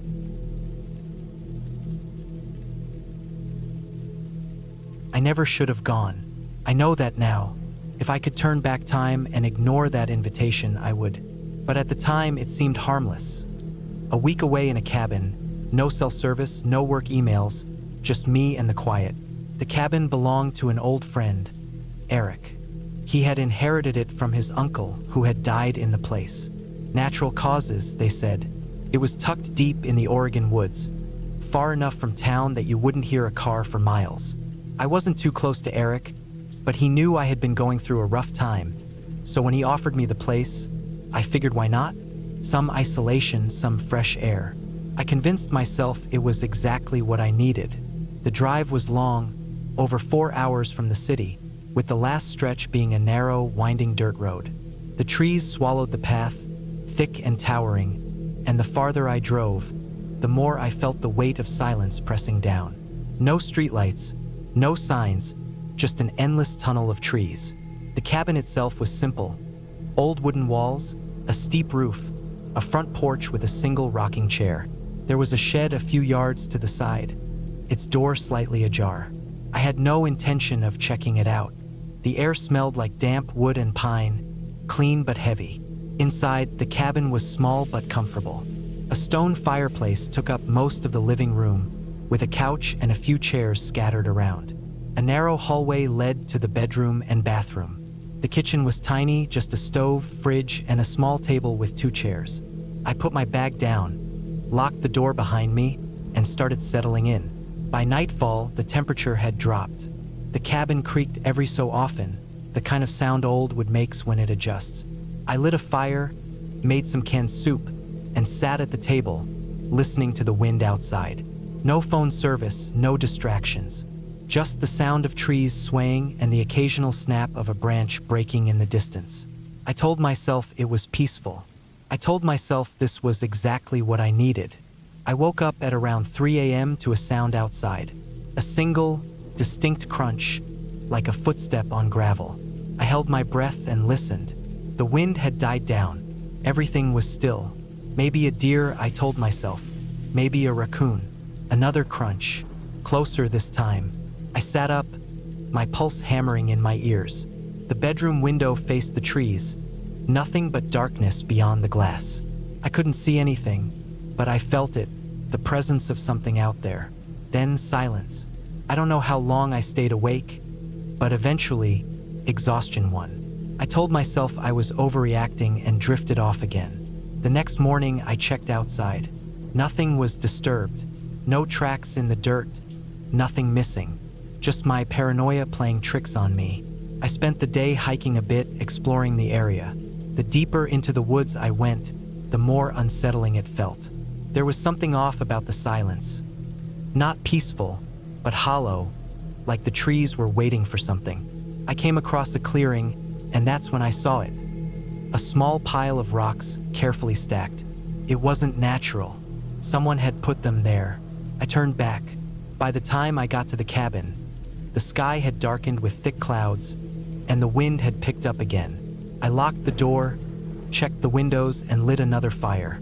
I told myself I was fine, but that night I heard it again. Footsteps, slow, deliberate, right outside the cabin. I lay in bed, staring at the ceiling, barely breathing. The sound stopped near the front porch. I pictured someone standing there, just outside the door, waiting. Then the doorknob rattled. A slow, testing turn. I stayed still. My gun was in my bag, but I didn't move to grab it. Then silence. I didn't sleep after that. Morning came, but the unease didn't leave. I checked outside again. No footprints, no sign that anyone had been there. I considered leaving, packing up, driving away. But I told myself I was overreacting. Maybe the door handle had been loose. Maybe the wind had moved it. Maybe I was losing it. Still, I kept my gun closer. The day was uneventful. I chopped some wood, made a fire early, tried to read a book. Anything to keep my mind occupied. But that night, something changed. I woke up, and the cabin was quiet. Too quiet. No wind, no creaking wood. Just a thick, suffocating silence. Then, from the kitchen, a soft tap, like a finger against the window. I sat up, my body rigid. Another tap, closer to the bedroom this time. Someone was moving around outside. I reached for my gun and slowly crept out of bed. The wooden floor was cold under my feet. I moved toward the front door, my breath shallow. Then, a loud bang against the back window. I spun, gun raised, but all I saw was darkness beyond the glass. I flicked on the porch light. Nothing. The forest loomed, the trees standing still, unmoving. I stayed up the rest of the night, gun in my lap, waiting. But nothing happened after that. I had to leave. I packed my bag, grabbed my keys, and stepped outside. The morning was foggy, the trees swallowed in mist. That's when I saw them. Footprints. Deep, fresh footprints leading from the tree line to my cabin, stopping at my door. But there were no footprints leaving. Whoever had been out there had never walked away. I didn't think. I just ran to my truck, throwing my bag inside, fumbling with the keys. The engine roared to life and I didn't look back. I sped down that dirt road, the cabin disappearing into the trees. I didn't stop driving until I was back in town. A week later, I got a call from Eric. He sounded confused. "You left in a hurry," he said. I didn't explain, just told him the place gave me a bad feeling. Then he said something that made my stomach drop. "The cabin doesn't have a back window." I hung up. I haven't spoken to him since. I never should have gone there alone. Looking back, every part of it was a bad idea. Driving that far into the woods, ignoring the feeling in my gut, staying even after the first sign that something was wrong. But I told myself I was being paranoid, that I was letting my nerves get the best of me. Now, I wish I had listened. It started with a simple plan. A weekend away, just me and the quiet. My life had been overwhelming. Work stress, barely sleeping, feeling like I was constantly drowning. I needed space, and I had always liked being alone. So when I found the cabin listing online, something about it pulled me in. It was deep in the woods, a solid 2-hour drive from the nearest town, and promised complete seclusion. That was exactly what I wanted. The photos showed an old but sturdy cabin, small but cozy, with a fireplace and a view of the mountains. No Wi-Fi, no cell service, just me, nature, and quiet. It was perfect. I booked it immediately. The drive there was long, but the further I went, the more I convinced myself this was exactly what I needed. The road twisted through thick trees, the asphalt eventually turning to dirt. My GPS stopped working an hour in, and I had to rely on the printed directions the owner had sent me. I didn't see another car for miles. By the time I reached the cabin, the sun was already dipping behind the trees, casting long shadows across the clearing. The cabin was exactly like the pictures, old but sturdy, with a small porch and a single rocking chair. The windows were dark, reflecting nothing but trees. I stepped out of my car and stretched, breathing in the cool evening air. It was dead silent, not the peaceful kind of silence, but the kind that made you feel like something was holding its breath. I shook off the thought and grabbed my bag. The key was under the flower pot, just like the owner had said. The lock clicked open easily, and the door swung inward with a soft creak. Inside, it smelled like old wood and dust. The floorboards groaned under my weight as I stepped inside. There was a small kitchen, a fireplace with a stack of wood beside it, and a couch that looked older than I was. A single hallway led to the bedroom and bathroom. Simple, quiet, exactly what I had wanted. I dropped my bag in the bedroom and went back out to grab some firewood before it got too dark. That's when I noticed the first thing that felt off. There were footprints, not mine. They were faint, barely there, leading from the tree line to the cabin. My first thought was that maybe the owner had been here recently, checking on the place before I arrived. But the more I looked, the stranger they seemed. They were spaced out oddly, like whoever made them had been dragging their feet. Some of them overlapped, as if they had been pacing back and forth. I told myself it was nothing. Animals, maybe. Shadows playing tricks on me. I forced myself to turn away, to go back inside and start the fire. That night, I barely slept. The wind picked up after midnight, rattling the windows. Every small creak of the cabin had me wide awake, my body on edge for no reason. I kept telling myself I was being ridiculous. It was just a cabin in the woods, nothing more. Then I heard it, a thump, soft but distinct, outside, near the porch. I held my breath, listening. Another thump, closer. I sat up slowly, my heart pounding. The fire had burned low, casting flickering shadows along the walls. I waited, staring at the darkened window. The wind howled again, shaking the trees. Then silence. Nothing moved. I waited for what felt like hours before finally forcing myself to lie back down. I didn't sleep. The next morning, I stepped onto the porch and saw them. More footprints, fresh ones. They hadn't been there the night before. They led from the trees, stopping right at my door. I stood there, staring at them, my stomach twisting. They were deep, pressed into the dirt, clear as day. Someone had been standing there, watching. I felt exposed, like something was just out of sight, waiting. I grabbed my keys, ready to leave right then and there.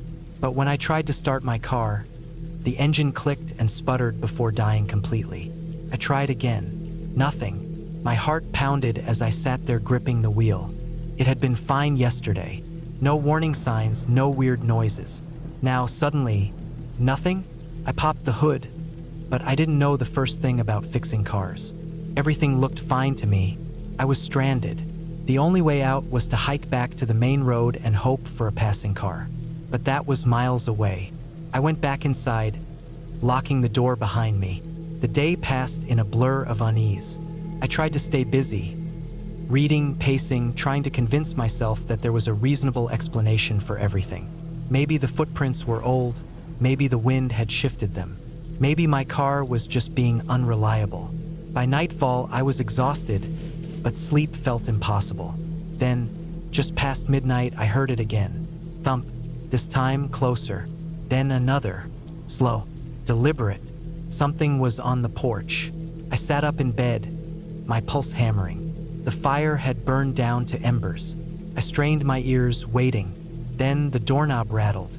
Not the wind, not an animal. Someone was trying to get in. I didn't move. I barely breathed. The rattling stopped. Silence. Then footsteps.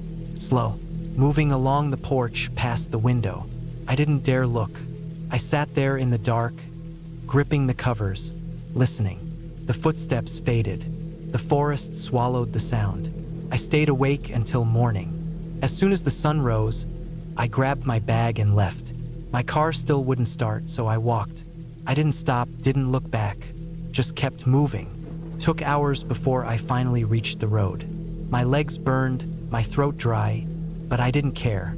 I waved down the first car I saw, a man in his 50s who looked at me like I was crazy when I told him where I had come from. He let me use his phone to call a tow truck. When the driver arrived, he checked my car and frowned. Said the battery had been ripped out. Not dead, not faulty, gone.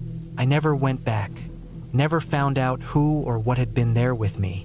But sometimes, when I wake up in the middle of the night, I swear I can still hear it. That slow, deliberate thump on the porch. I don't know why I thought a weekend alone in the woods was a good idea. Maybe I just needed to clear my head, get away from everything. Work had been stressful, my personal life was a mess, and I figured a few days in total isolation would help me reset. No phone calls, no emails, no one asking me for anything. Just me, a cabin, and nature. I found the place online. Some old rental deep in the woods, far from any main road. The pictures showed a simple one-story cabin with a porch, a fireplace, and a small dock out on a lake. It looked perfect. The guy renting it out warned me there was no cell service, no Wi-Fi, and no nearby stores. Bring what you need, he had written in his email. That was fine with me. That was the whole point. The drive up took longer than I expected. The roads got worse the deeper I went into the woods. First pavement, then gravel, then dirt. After about an hour of bouncing along a narrow trail full of potholes, I finally saw the cabin. It looked just like the pictures. Dark wood, small windows, a simple front porch. The lake was about 100 yards behind it, just through a line of trees. No neighbors, no sounds of traffic, just silence.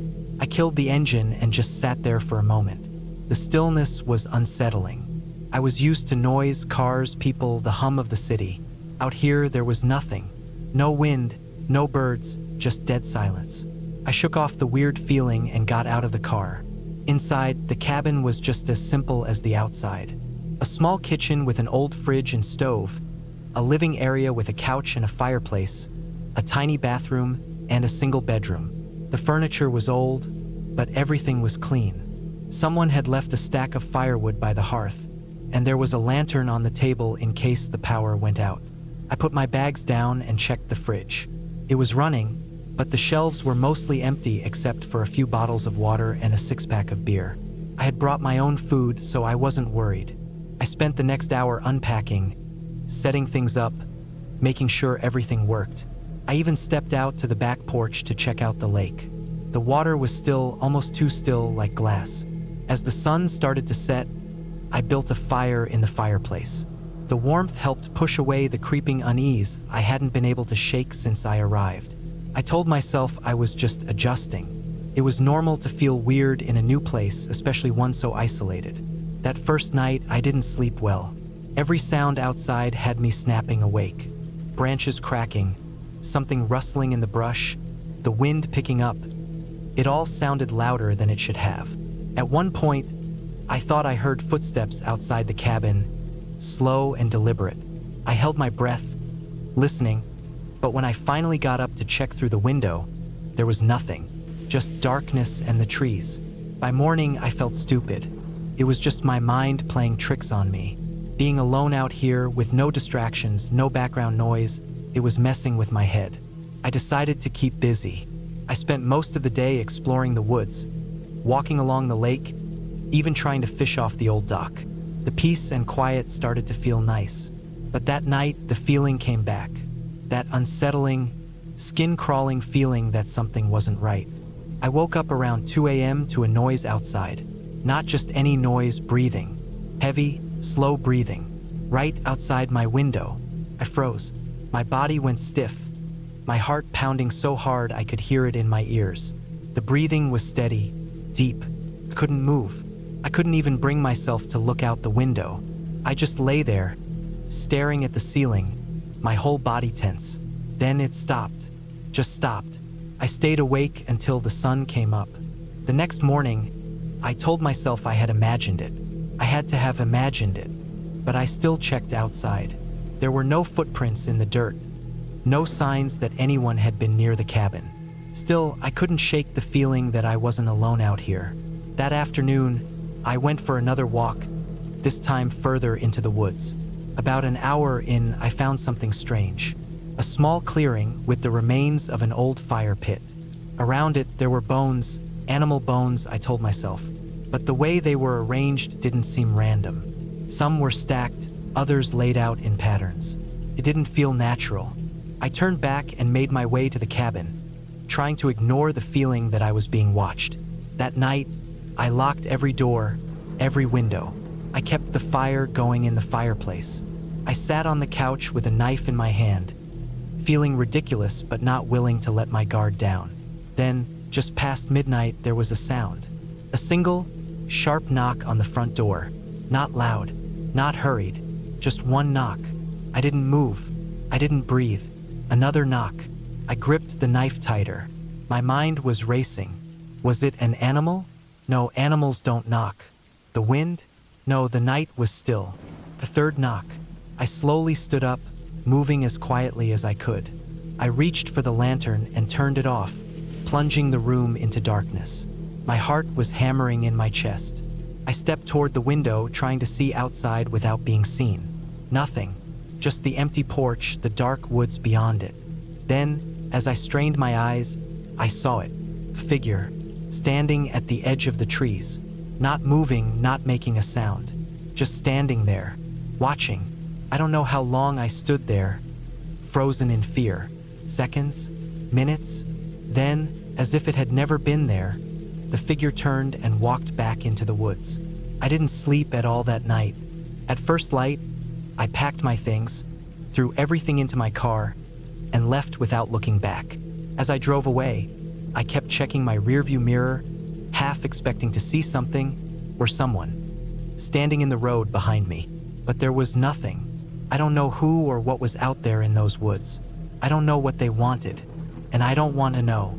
I just know I will never, ever go back.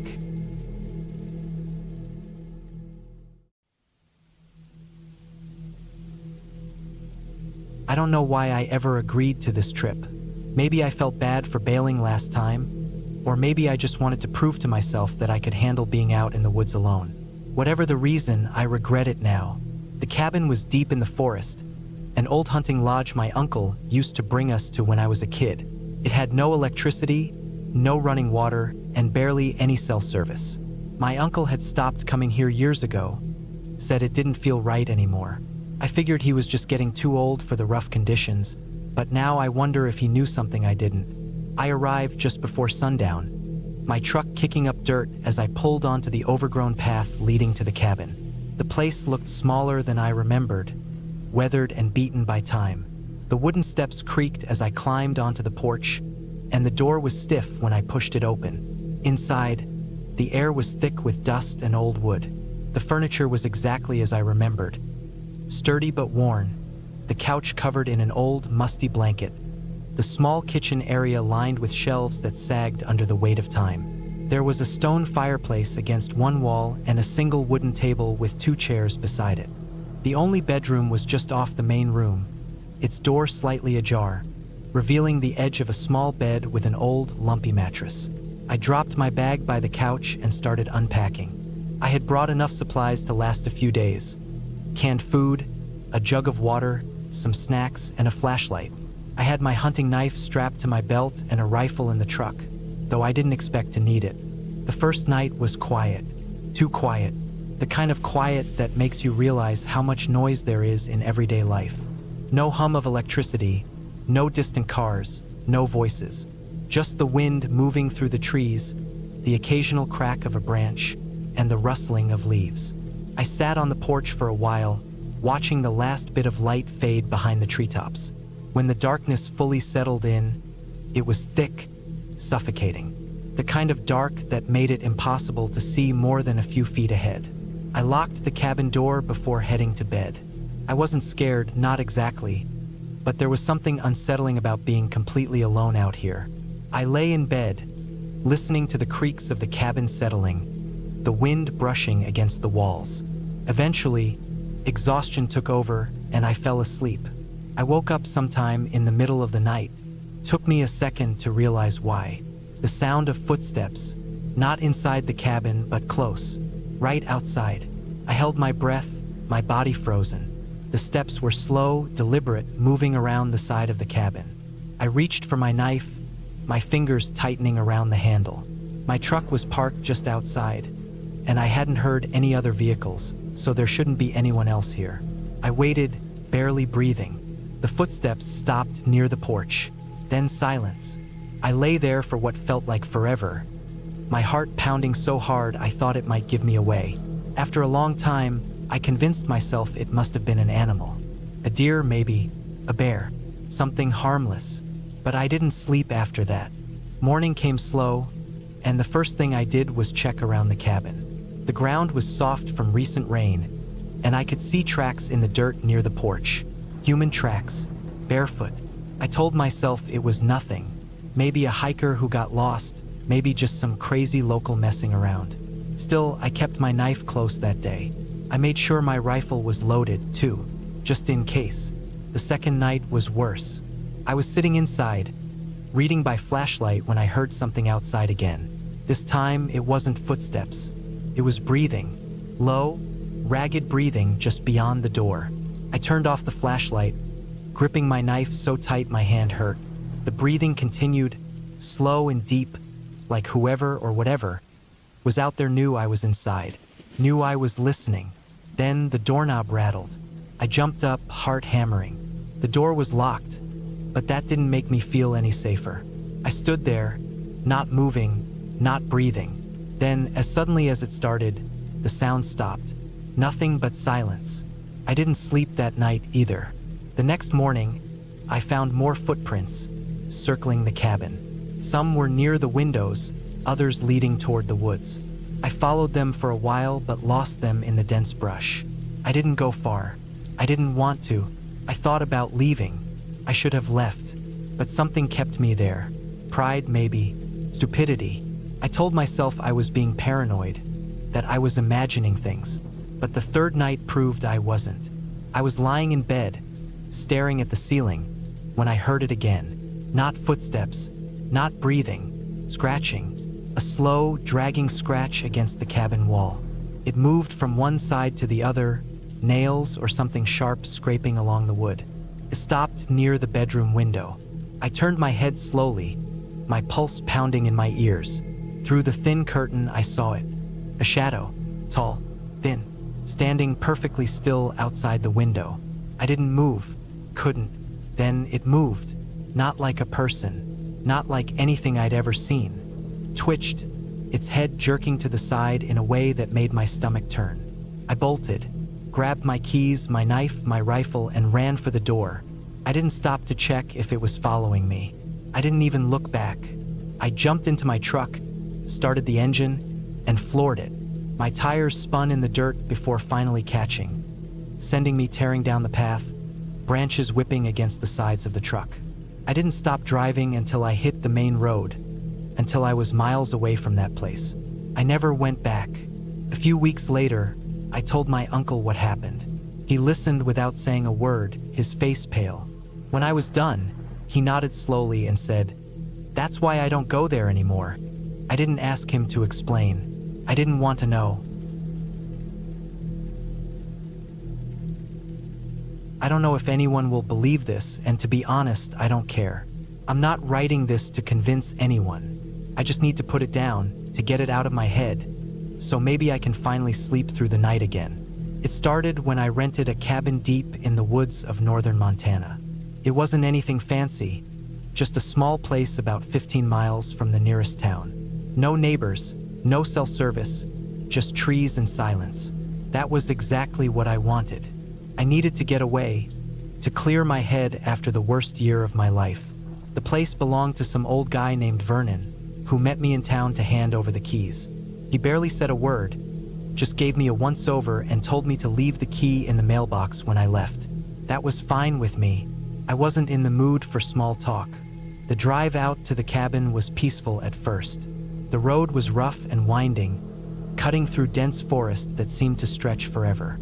I had the windows down, letting in the cool, pine-scented air, and for the first time in months, I felt like I could breathe. But as I got closer, something started to feel off. I don't know how to explain it.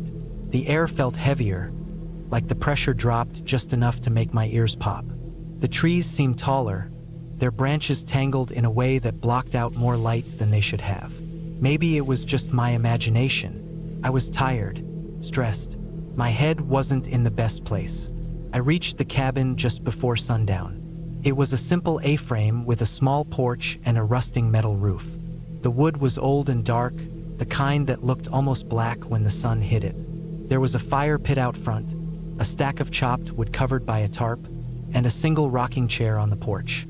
It was isolated, exactly what I wanted. But I couldn't shake the feeling that I wasn't supposed to be there. Inside, it was basic but clean. A small living area with a couch and a wood stove, a kitchen with an old fridge and a gas stove, a single bedroom, and a bathroom with a clawfoot tub. No TV, no radio, just the quiet hum of the fridge and the occasional creak of the floorboards. It smelled like dust and pine and something else, something faint, almost metallic. I ignored it. I was exhausted. I made a quick dinner, locked the doors, and went to bed early. I woke up around 2 a.m. to a noise outside. It wasn't loud, just a soft scraping sound, like something being dragged across wood. I lay there, heart pounding, listening. Stopped, then started again, slow, deliberate. I grabbed my flashlight and crept to the window. The porch was empty, the rocking chair still and silent. I shined the light toward the trees but saw nothing, just darkness. I told myself it was a raccoon or a deer, maybe a tree branch shifting in the wind. I forced myself to go back to bed, but sleep didn't come easy. The next morning, I checked around the cabin. The ground was too dry for footprints, but something had disturbed the dirt near the fire pit. It looked like someone had dragged a stick through it, making a long, uneven line. I stared at it for a while before shaking it off. It was nothing. The second night was worse.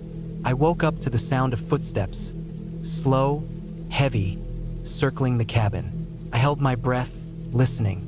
The steps stopped right outside my bedroom window. I didn't move, didn't breathe. Then a single tap on the glass.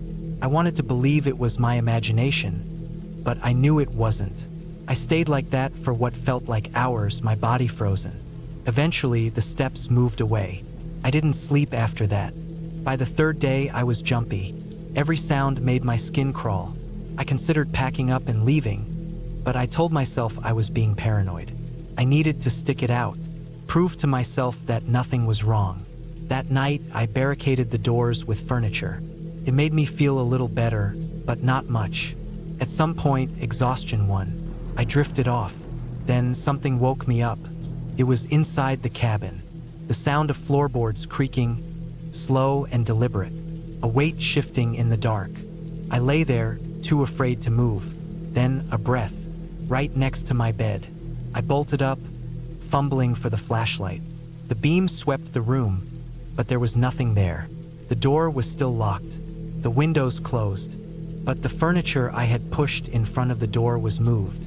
Not knocked over, not scattered, just moved, like someone had stepped through it carefully, deliberately, placing everything just slightly out of place. That was it. I was done. I threw my stuff into my bag and got out. I didn't care that it was the middle of the night. I didn't care that I had a 2-hour drive back to town. I got in my car and floored it. I didn't stop until I was back in town, sitting in a gas station parking lot with my hands shaking on the steering wheel. I left the key in the mailbox like Vernon told me. I never spoke to him again, never asked if he knew, because I think he did. I don't know what was out there. I don't want to know. I just know I'll never go back. I didn't want to be out there, but I needed the money. A friend of a friend had a cousin who owned a hunting cabin deep in the woods, way off the grid. The guy was willing to pay good money for someone to check on it, do some maintenance, make sure no squatters or animals had gotten inside. It sounded easy. Spend a few nights, fix up anything broken, then leave. Simple. I packed light food, tools, sleeping bag. I drove as far as I could before the roads disappeared, then hiked the rest of the way. No cell signal, no people, just trees, wind, and silence. The cabin itself wasn't much. A single-story wooden structure, a porch, one window boarded up. The front door was locked, just like the owner said it would be. I found the spare key under a loose board on the porch. The lock clicked open, and the musty smell hit me immediately. Stale air, damp wood, a faint smell of something rotten, probably a dead animal somewhere. I made a mental note to check for it later. Inside, the cabin was small. One main room with a fireplace, a tiny kitchen, and a bedroom with a flimsy bed frame. Dust covered everything. A rat's nest sat in one corner. I set my bag down and started checking for damage. The first night was quiet. I built a small fire, ate from a can, and wrote a few notes in the logbook the owner left. Nothing seemed wrong. The wind outside was constant, pushing against the walls. I could hear it slipping through the cracks, making the place groan. I fell asleep fast. Something woke me up in the middle of the night. A noise, a crunching sound, like footsteps on frozen ground. I sat up, heart pounding. Could have been anything. Deer, raccoons, maybe just the wind knocking over a branch. But it was close, right outside the cabin. I waited. The sound came again. Slow, deliberate steps circling the cabin. My breath felt trapped in my throat. I reached for my flashlight and turned it on, aiming it at the window. Nothing, just darkness beyond the glass. The footsteps stopped. I didn't sleep much after that. Morning came slow. I checked outside, but there was nothing. No tracks, no signs of anyone being there. I told myself it had to be an animal, maybe even my imagination. I had a job to do. I spent the day patching holes, clearing debris, fixing what I could. That night, I locked up early. I kept the flashlight beside me. Hours passed in silence, then, just like the night before, I heard it. Footsteps. This time, I knew it wasn't an animal. The steps were heavy, human. Someone was out there, moving just beyond the cabin walls. I held my breath, listening. The steps stopped, then started again on the other side of the cabin. A full circle. Slow, patient. I didn't move. I didn't breathe. The sound stopped completely. I waited, flashlight in hand, my back against the wall. Minutes passed, then hours. Eventually, exhaustion won and I dozed off. The third day, I was ready to leave. I checked the perimeter one last time before packing up. That's when I saw it. On the far side of the cabin, in the dirt, were deep footprints. Not boots, not shoes, bare feet. Long toes pressed deep into the soil. A sick feeling crawled through me. Someone had been out here, barefoot, walking around my cabin in the freezing cold. I grabbed my bag, threw everything inside, and started down the path back to my truck. The woods were dead quiet. No birds, no wind, just stillness. Halfway back to my truck, I stopped. The footprints were there too, alongside my own, following me. They hadn't been there when I hiked in. I didn't run, but I moved fast. Every few minutes, I checked behind me. Nothing. When I reached my truck, I jumped inside and locked the doors. My hands shook as I started the engine. The tank was half full, but I didn't care. I was getting out of there. As I turned the truck around, I glanced in the rearview mirror. At the tree line, just before the road dipped out of sight, something stood there. Person, tall, thin, naked, motionless. Watching. I didn't stop. I didn't look back again. I drove until I hit signal, then called the cabin owner. Told him I was done, that he needed to find someone else. He asked me why. I told him about the footprints, the sounds at night. There was a long pause, then he sighed. "Yeah," he said. "You're not the first." I hung up. I never went back. I needed a break from everything. The constant ringing of my phone, the emails piling up, the endless noise of the city. So when I found a listing for a secluded cabin deep in the woods, I booked it without a second thought. The pictures showed a simple wooden cabin with a small porch, surrounded by nothing but trees and silence. No Wi-Fi, no cell service, just the kind of isolation I was craving. The drive took longer than I expected. The GPS cut out an hour before I arrived, leaving me to rely on printed directions.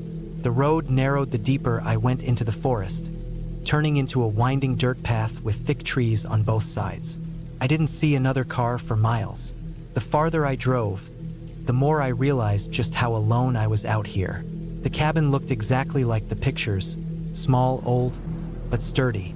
The key was under the mat, just like the owner had said. I stepped inside, setting my bags down in the dimly lit living room.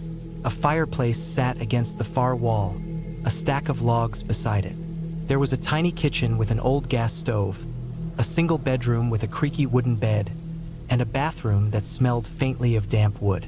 Everything was as expected, except for one thing. The back door was unlocked. I knew I hadn't touched it. I walked over and checked the knob. It was loose, like it had been messed with recently. A chill ran up my spine. Maybe the owner had left it open by accident, or maybe the last guest had forgotten to lock it. Either way, I clicked the deadbolt into place. I told myself I was being paranoid. This was exactly why I had come out here, to get away from my overworked, anxious mind. I shook it off and started unpacking. I lit a fire, made myself a simple meal, and settled in with a book. The quiet was unsettling at first. Every little creak of the wood, every rustling of leaves outside, made me pause. But after a while, I started to relax. Night fell quickly. The woods outside became an endless black void beyond the cabin windows. The only light came from the fire, casting flickering shadows across the walls. I decided to turn in early. I locked every door and window, double-checking each one before climbing into bed. I woke up to a sound. It was subtle, almost imperceptible, but in the dead silence of the cabin, it stood out. A soft, deliberate creak, like a footstep on old wooden planks. My heart pounded in my chest as I lay still, listening. The fire had died down, leaving the room in complete darkness. I reached for my flashlight and clicked it on. Nothing, just the empty cabin, the wooden floor stretching out in all directions. But something felt wrong. I sat up slowly, my ears straining. Then I heard it again, a faint shuffling noise coming from outside. I swallowed hard. Could be an animal, I told myself. A raccoon, maybe a deer. But something about the sound felt deliberate, controlled. I slipped out of bed and crept to the window, holding my breath as I peered outside. The porch was empty. The forest beyond it was nothing but a wall of darkness. I stood there for a long time, waiting, but nothing happened. No movement, no sound, just my own ragged breathing. I forced myself to go back to bed, though it took forever to fall asleep. The next morning, I went outside to look around. The forest was eerily quiet, the air thick and still. I stepped onto the porch and froze. There were footprints. They weren't mine. They were larger, heavier, leading from the edge of the forest to the back of the cabin. My stomach turned as I followed them. They stopped right at the back door, the one I had found unlocked when I arrived. Panic surged through me. Someone had been here. Maybe they had been inside before I got here. Maybe they had come back last night. I needed to leave. Now, I rushed inside, grabbing my things in a frenzy. My hands were shaking as I shoved my belongings into my bag. I kept glancing at the windows, half expecting to see someone staring back at me. The feeling of being watched was overwhelming. I stepped outside, locking the door behind me. My car was parked a few yards away, half hidden by trees. I started toward it, my pulse hammering. Then I stopped. The driver's side door was open. I knew for a fact I had locked it. My stomach dropped as I approached. The inside of the car was a mess. My glove compartment was open, papers scattered across the seat. My bag, the one I had left in the car, was unzipped, its contents spilled out. Someone had gone through my things. I turned in every direction, scanning the trees, the cabin, the empty road. I saw nothing, but I could feel it. Someone was still here. I jumped into the car, locked the doors, and jammed the key into the ignition. The engine sputtered, then roared to life. I slammed it into reverse, tearing out of there without looking back. I drove nonstop until I hit the nearest town, my hands gripping the wheel so hard they ached. I found a gas station, parked, and just sat there, trying to catch my breath. My phone had service again. I called the cabin owner, my voice shaking as I explained everything. He was silent for a long time. Then, in a low, hesitant voice, he said, "You need to go to the police." Turns out I wasn't the first. Other renters had reported strange things. Unlocked doors, missing items, noises in the night. One couple had even cut their trip short after finding their car door open, just like I had. But the police never found anything. No sign of forced entry, no suspects, nothing. I never went back to that cabin. I don't know who was out there in those woods, watching, waiting. But I do know this, whoever they were, they wanted me to know they were there. And they wanted me to be afraid. I don't know how long I was out there. The sun had started setting when I first lost my way, and by the time I stumbled upon the cabin, it was fully dark. I wasn't even supposed to be out that far, but I had gotten turned around trying to follow the river back to camp. The trees stretched endlessly in every direction, shadows thickening as the cold crept in. I wasn't prepared to spend a night in the woods. The cabin stood alone in a clearing, set back against a wall of trees, the kind of place that didn't belong to anyone anymore. The windows were dark, the roof sagged slightly in the middle, and the wooden walls were gray with age. The door was shut but not locked. I hesitated. I wasn't sure if I should just keep moving, try to find my way back, but I was too cold, too tired. I pushed the door open. It creaked loudly in the silence, and I stepped inside, immediately hit by the smell of old wood, dust, and something else I couldn't place. The air was heavy, stale. There was no power, but I found a rusted lantern on a small wooden table near the door, and after digging through my backpack, I managed to light it. The flame was small, flickering, but it cast enough light to see. The cabin was one room. A small cot was pushed up against the wall, a wooden chair near a fireplace that hadn't been used in years. Shelves lined one side of the room, filled with old cans, some rusted shut, others still intact. A few tools hung on the opposite wall. An old axe, a handsaw, things left behind. I set my bag down and sat on the cot, trying to shake the uneasy feeling crawling up my spine. Something about the place felt wrong. It wasn't just the emptiness. It was the way it felt like someone had just been there, like I had stepped into a space that hadn't been abandoned as long as it seemed. The wind outside picked up, pushing against the walls, making the wooden beams groan. I pulled my jacket tighter around me and forced myself to relax. I just needed to rest for a few hours, wait for morning. Then I saw it. Near the fireplace, partially covered in dust, was a footprint. A fresh one, not mine. I stood up slowly, every muscle in my body tensed. I hadn't seen any other tracks outside, hadn't heard anything, but someone had been here, recently. I turned in a slow circle, my eyes scanning every corner of the cabin. The shelves, the chair, the cot. There wasn't much space for someone to hide, but my gut told me I wasn't alone. I took a step toward the door, my heart hammering, when I saw something else. The axe was missing. I was sure it had been there when I came in. I had seen it hanging on the wall with the other tools. But now the hook was empty.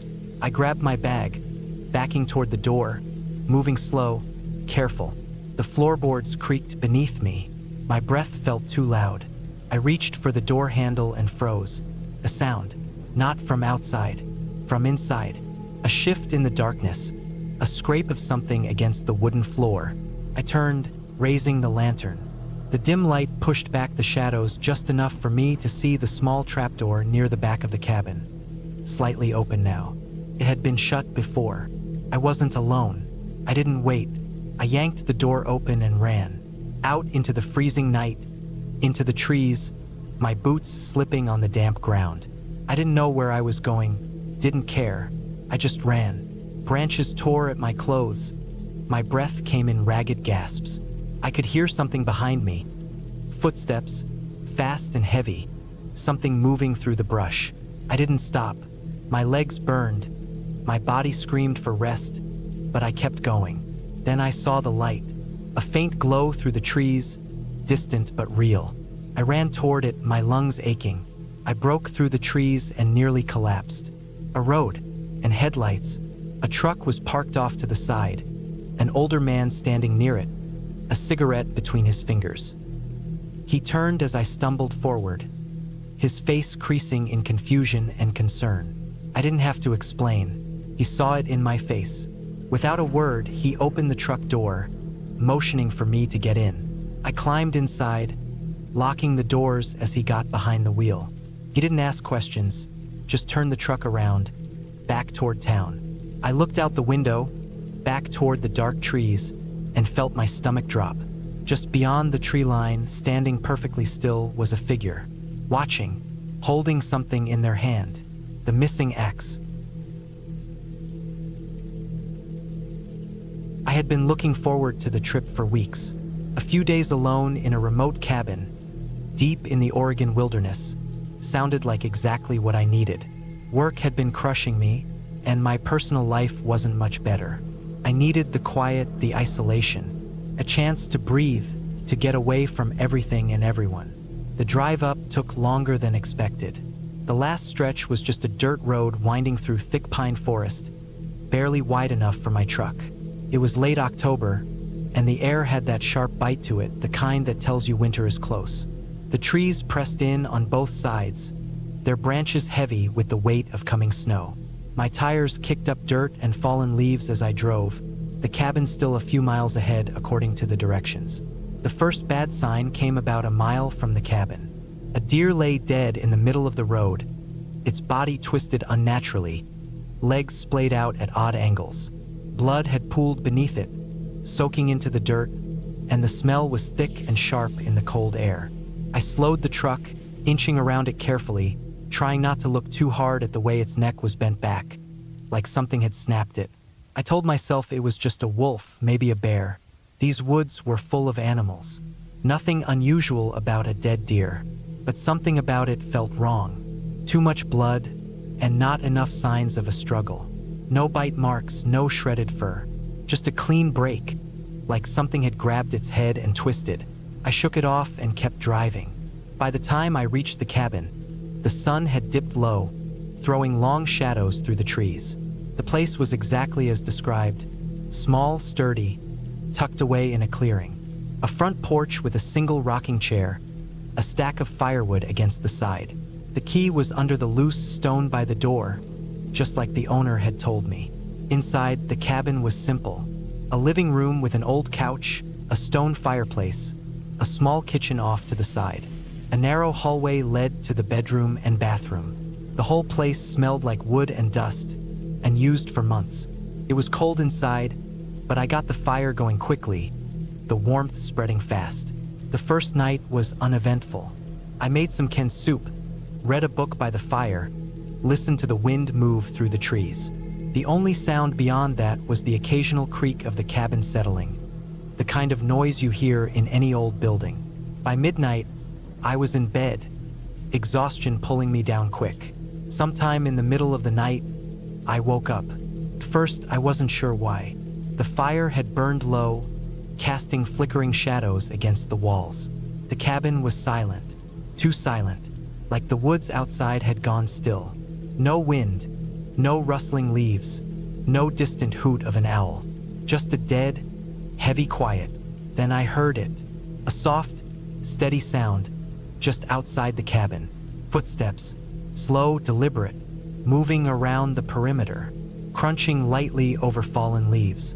I held my breath, heart hammering. The footsteps circled the cabin once, then stopped. Right outside my window. I didn't move.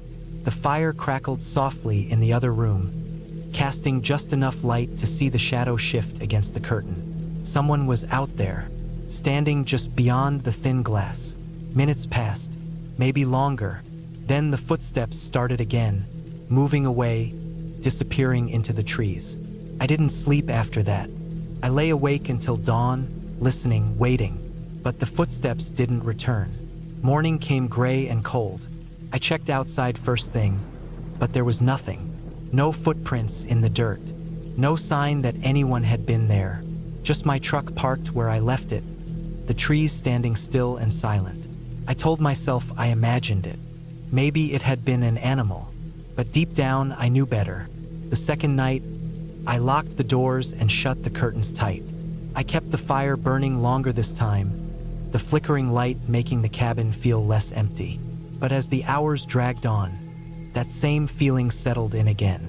That wrong, unnatural silence. Then, just past midnight, the footsteps returned. This time, they stopped at the front door. I sat frozen in bed, barely breathing.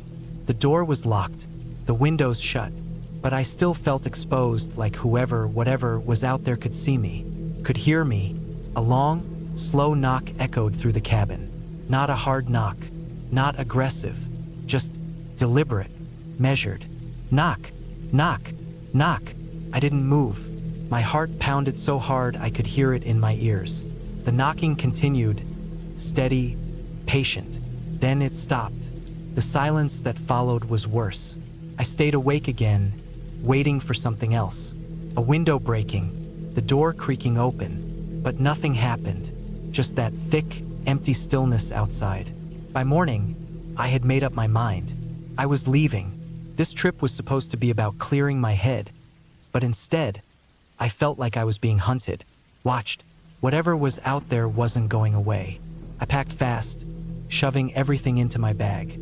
The moment the sun was fully up, I threw my stuff into the truck and got inside, locking the doors. The dirt road stretched out ahead, empty, just trees on either side. I started the engine and took off. A mile in, I saw it. The deer from the first night was gone. No body, no blood, nothing. Just an empty patch of dirt where it had been. I didn't stop, didn't look back. I just kept driving, hands gripping the wheel tight, stomach twisted into knots. I made it home by nightfall, locked my doors, closed my curtains, sat awake in my apartment, waiting for the silence. But it never came. The city hummed around me, distant traffic, voices, life. For the first time in days, I felt safe. I don't know what was out there in those woods. I don't want to know. But sometimes, when I'm up late, when the world gets too quiet, I swear I can still hear it. The slow, steady footsteps, coming closer. I never wanted to go back to that cabin. Even now, sitting here, writing this down, I can feel my hands shaking. It's not the cold, though it is cold. It's not even fear, at least not anymore. It's something worse. The kind of thing that stays inside you long after the danger is gone. It started with a trip. I had been burned out from work, drowning in responsibilities that didn't seem to end. My friend, Eric, had told me about his uncle's old hunting cabin, tucked deep into the woods. Said it was the perfect place to clear my head. No cell service, no distractions, just silence and nature. I agreed. I packed light, some food, water, my sleeping bag, a lantern, and a small hunting knife just in case. I wasn't a hunter, but I liked the idea of being prepared. I told myself I'd spend the weekend there, maybe a little longer if I felt like it. The drive was long, The roads twisted through miles of trees, getting narrower and more isolated as I went. By the time I reached the turnoff Eric had told me about, I hadn't seen another car in over an hour. The dirt road leading to the cabin was rough, filled with potholes and deep ruts. My truck rattled the whole way, the tires kicking up loose gravel. I had a bad feeling almost immediately, not fear, just unease, like I had crossed some invisible line between civilization and something else. The cabin was exactly how Eric described it.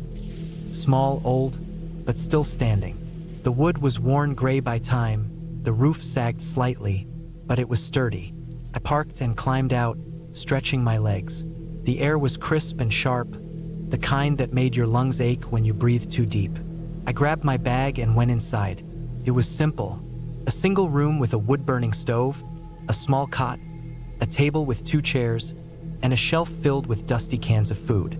The walls were covered in old hunting trophies, antlers, faded photographs of men holding up their kills. There was a door leading to what I assumed was a tiny bathroom. I set my things down and took a deep breath. Smelled like dust and old wood. Not bad, just forgotten. I spent the first day getting used to the quiet. I sat on the porch, listening to the wind in the trees. There was something peaceful about it, but also strange. Like the woods were too still. I tried to shake the feeling, telling myself I just wasn't used to being alone. That night, I locked the door and settled into the cot. The only light came from my lantern, casting long shadows across the walls. I listened to the sounds outside, branches creaking, the distant hoot of an owl. I expected to hear more. Insects, maybe, the occasional rustling of small animals. But it was just silent. I fell asleep eventually, but it wasn't restful. The next day I hiked. There was a small stream about a mile from the cabin, and I wanted to see it. The woods felt different as I walked. Not threatening, just off. I noticed little things. Trees stripped of bark in odd patterns, deep claw marks on trunks that didn't match any animal I knew of. I tried to ignore it, pushing forward until I reached the stream. The water was clear, running fast over smooth rocks. I crouched down, cupping some in my hands to drink. It was ice cold, almost too cold for the time of year. That's when I saw it. On the opposite bank, in the mud, there were footprints. Bare footprints. Human. They were deep, like whoever made them had been standing there for a long time. But there was something wrong with them. They were too long, the toes too spread out. I stared at them for a while, my mind struggling to make sense of them. Eventually, I told myself it was nothing. Just a trick of the mud, the way water had washed them out. But I turned back anyway. By the time I reached the cabin, the sun was starting to set. I felt relieved when I saw it, like I had been gone longer than I thought. I went inside, locked the door, and lit the lantern. The air felt heavier than before. I ate a little, then lay down, trying to convince myself I was being stupid. I woke up in the middle of the night. Something had woken me. I lay there, heart pounding, listening. The silence was heavier than before. Then I heard it. Soft, slow footsteps outside the cabin. Not an animal. Not the wind. Something moving, careful, deliberate. I held my breath, gripping my knife under the blanket. The footsteps stopped just outside the door. Then nothing. Minutes passed. I forced myself to breathe. Then, finally, after what felt like hours, I heard them move away. Slow, dragging steps fading into the trees. I didn't sleep after that. When the sun finally rose, I packed my things. I had planned to stay longer, but I couldn't. Something wasn't right. I stepped outside, my breath fogging in the morning air. I looked around. Nothing seemed out of place except for the footprints. The same ones I had seen by the stream, right outside my door, facing it. I left. I didn't run, but I moved fast. I got in my truck, started the engine, and drove. I didn't look back. The whole drive home, I kept checking my mirrors, expecting to see something in the trees. But there was nothing, just the road stretching behind me. I don't know what was out there. I don't want to know, but I haven't been back since, and I never will. I never wanted to come here. Not really. It was my brother's idea. One of those things where he kept pestering me until I had no choice but to agree. He always said I needed to take a break, to step away from my routine, to get out of the city. I should have stood my ground. I should have said no. The drive took hours, longer than expected, thanks to a series of winding back roads that cut deep through the mountains.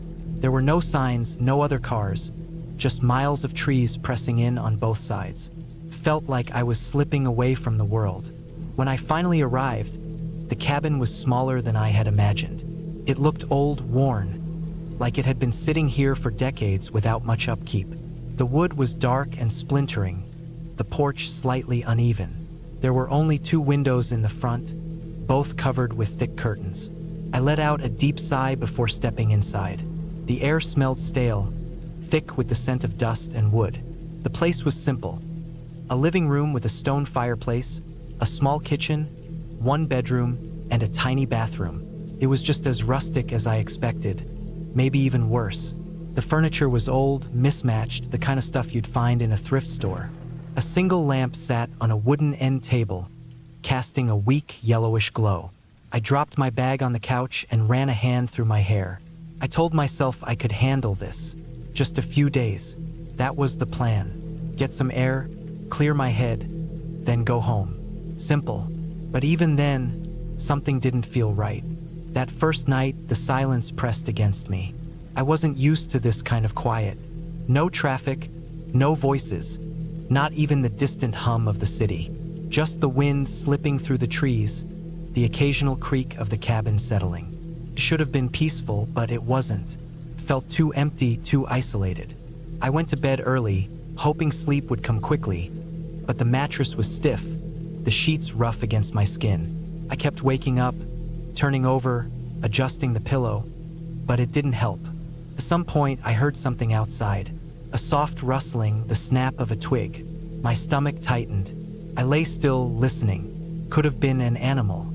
Had to be. This was the woods, after all.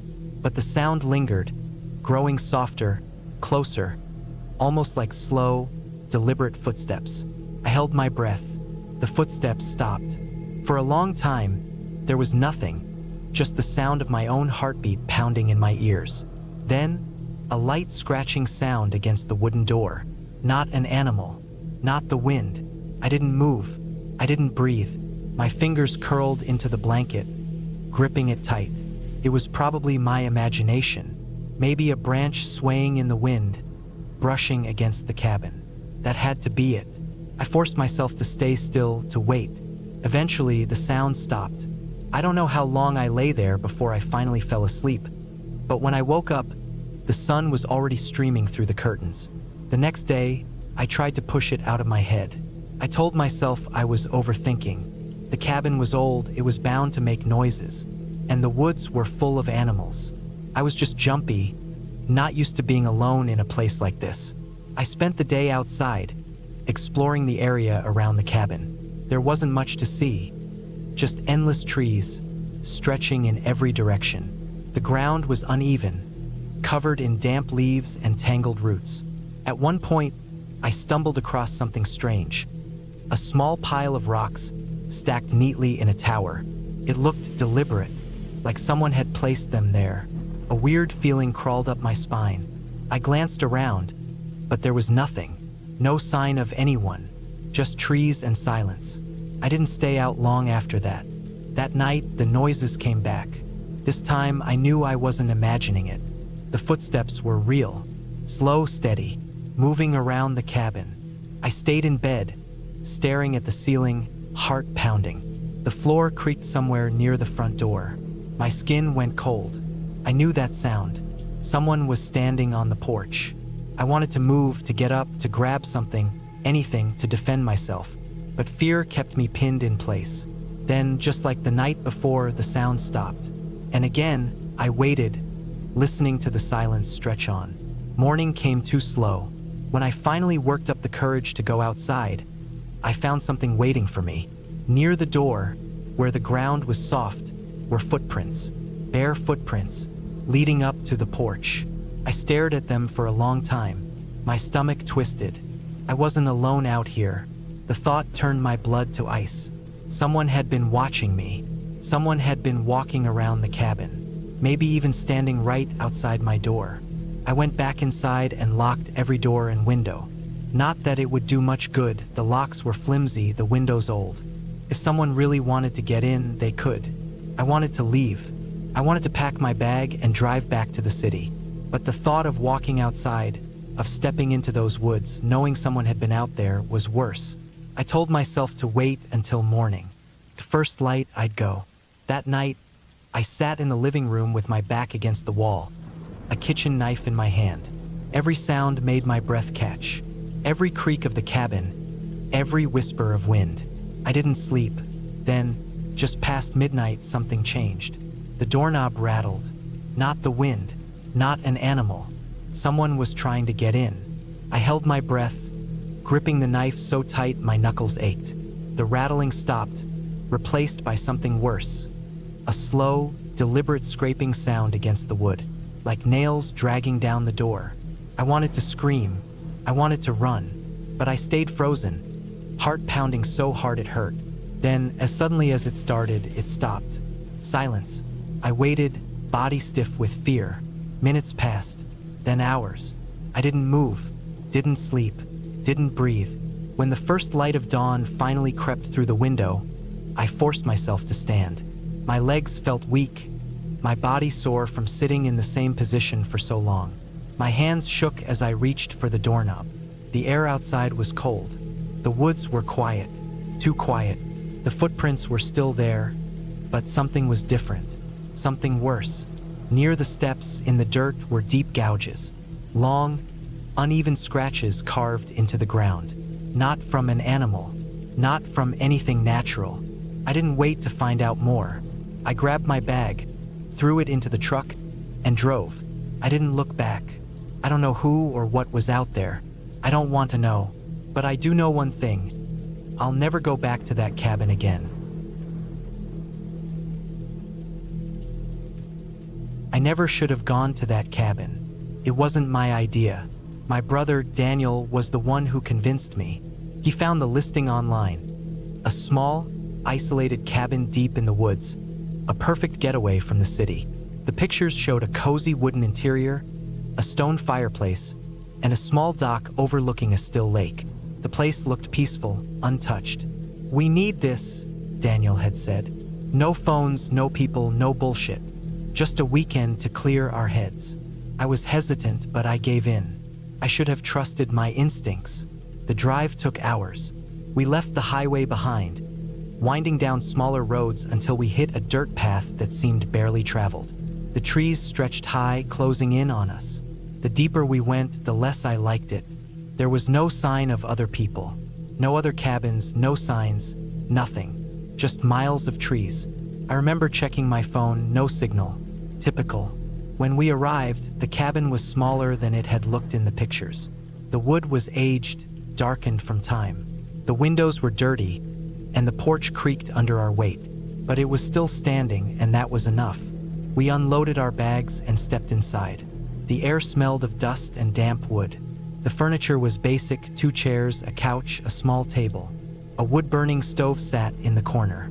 The walls were lined with old bookshelves, but the books were covered in dust, their pages curling from moisture. The whole place felt forgotten. It didn't look like anyone had been here in years. Daniel and I settled in. He was in high spirits, chopping wood outside, whistling some tune while I organized our food inside. I kept getting this strange feeling, like we were being watched. I kept glancing at the windows, expecting to see someone standing there. But there was nothing, just trees stretching endlessly. That night, it got cold. The fire crackled in the stove, filling the room with warmth. We ate in silence, listening to the wind outside. There was no electricity, just the dim glow of a lantern. Felt wrong, like we were in someone else's home, like we weren't supposed to be here. Then we heard it, a soft crunching sound outside. Slow, steady, footsteps. I froze.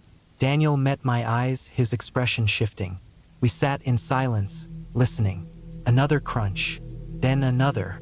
Something was walking just outside the cabin. Daniel stood and moved toward the window, peering out.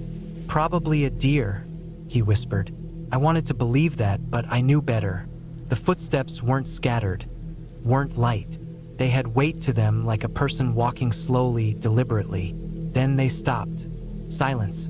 We waited, barely breathing. I don't know how long we sat like that, staring at the door, waiting for something to happen. But nothing did. After a while, Daniel shrugged it off and went to bed. I stayed up, listening. At some point, I must have dozed off because I woke up to a sound I didn't recognize.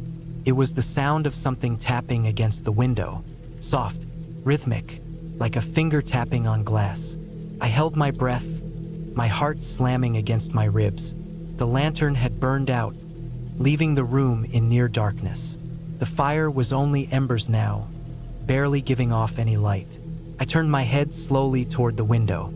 Nothing. I sat up, my body stiff with fear. Maybe it was a tree branch. Maybe it was the wind. But I knew better. Then I heard breathing. Not mine, not Daniel's, right outside the window. I wanted to wake Daniel, but I couldn't move. I just sat there listening. The breathing was slow, heavy. Whatever, it was close. Too close. Then, just as suddenly as it had started, it stopped. I stayed awake until morning. Daniel didn't believe me when I told him. He laughed it off, called me paranoid. "You're freaking yourself out," he said. "We're in the woods, man. Of course, there's gonna be sounds." I knew what I heard. We spent the next day exploring. I wanted to stay close to the cabin, but Daniel insisted on walking down to the lake. It was beautiful, I'll admit. The water was still untouched, like glass, but I couldn't shake the feeling of being watched. That's when we found the footprints. They were near the trees, just past the shore. Bare footprints, human, but they weren't ours. They were too big to be mine and too small to be Daniel's. They looked fresh, leading from the woods to the water, but there were no footprints leading back. "Someone was here," I said. Daniel shook his head. "Maybe, or maybe they're old." They weren't old. I could see the edges of the prints, crisp and clean, undisturbed by wind or rain. That night, I convinced Daniel to keep the fire burning. He thought I was being ridiculous, but he humored me. We locked the door, checked the windows, and sat in the glow of the fire, listening. The woods were silent. No wind, no animals, just silence. Then, around midnight, the footsteps returned. Slow, deliberate, right outside. Daniel heard them this time. He sat up, eyes wide. "What the fuck?" he whispered. The footsteps circled the cabin. Once, twice. Then they stopped at the door. Neither of us moved. A long silence stretched between us. Then the doorknob turned. Not fast, not aggressive. Just a slow, quiet turn, like whoever was out there was testing it. My stomach dropped. Daniel grabbed the hatchet we'd used for chopping wood. He looked at me, his face pale. The knob turned again, a little harder this time. Then nothing. Whoever it was, they just stood there. I could feel them right on the other side of the door. We didn't move, didn't breathe. After what felt like an eternity, the footsteps started again, slow and steady, moving away from the cabin. We stayed awake until sunrise. When we finally opened the door, there were no footprints. Nothing. We left that morning, packed our bags, and drove straight back to the city. Neither of us spoke the whole ride back. We just wanted to be gone. Daniel never mentioned it again. I don't think he wanted to believe it, but I know what happened. I know what I heard, and I know someone was out there.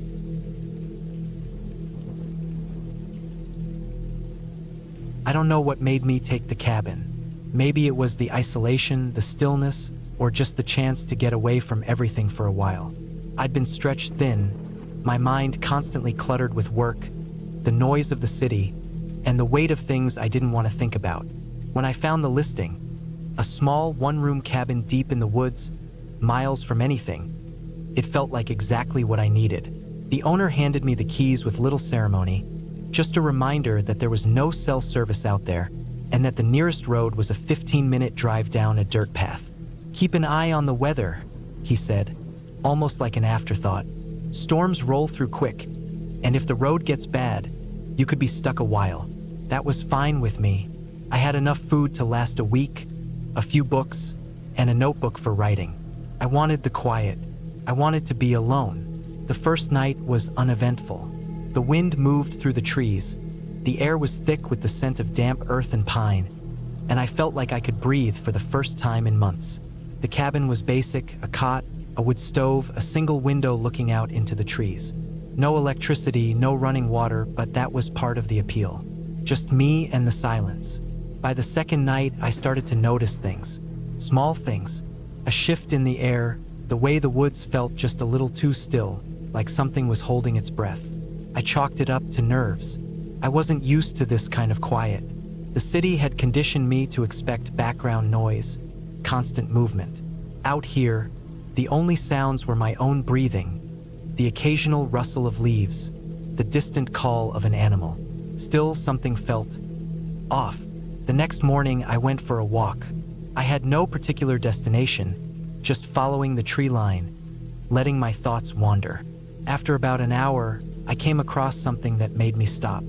It was a set of footprints in the dirt, half covered by leaves, but still clear enough to make out. They weren't mine. They were fresh. I looked around, scanning the trees, listening. Nothing, just silence. But the feeling in my gut twisted. Someone had been here, watching, passing through. I didn't know. The rational part of my mind told me it was just a hunter or another camper. But the deeper part of me, the part that had been unsettled since the first night, wasn't convinced. I hurried back to the cabin. The rest of the day passed slowly. Every sound made me tense. Every shift in the wind made my skin prickle. When night fell, the unease became something heavier. The cabin felt smaller, like the walls were closing in. I kept the fire going, letting the light push back the darkness, but I couldn't shake the feeling that something was just beyond the trees, watching. Then, around midnight, I heard it. A sound I couldn't explain. A low, deliberate scrape against the wood of the cabin. Slow, methodical, right outside. I froze. The fire crackled beside me, my breath shallow. The sound came again, closer this time. A dragging, scraping noise moving along the wall. I forced myself to stay still, my mind racing. An animal? No. The weight behind the sound was wrong. Too steady, too purposeful. I reached for the hunting knife I'd brought with me, my fingers tightening around the handle. The scraping stopped. The silence stretched. I didn't move. I just waited. Minutes passed, maybe an hour. Then, just as I started to convince myself that I had imagined it, that my mind was playing tricks on me, the doorknob rattled. I nearly dropped the knife. My heartbeat slammed against my ribs. Someone was outside, trying to get in. I didn't breathe. I didn't move. The metal knob twisted, but the door was locked. I had made sure of that. The person outside tested it again, slow and deliberate, like they were waiting for me to react. Then, finally, after what felt like forever, the pressure on the knob released. Silence. I didn't sleep. I sat there in the dim firelight, gripping the knife, my ears straining for any sound. None came. Morning felt unreal, like the night had been a dream or a hallucination. But when I stepped outside, I saw the footprints, clear in the dirt, leading from the trees to my door. I followed them, my stomach twisting tighter with each step. They didn't lead back to the woods.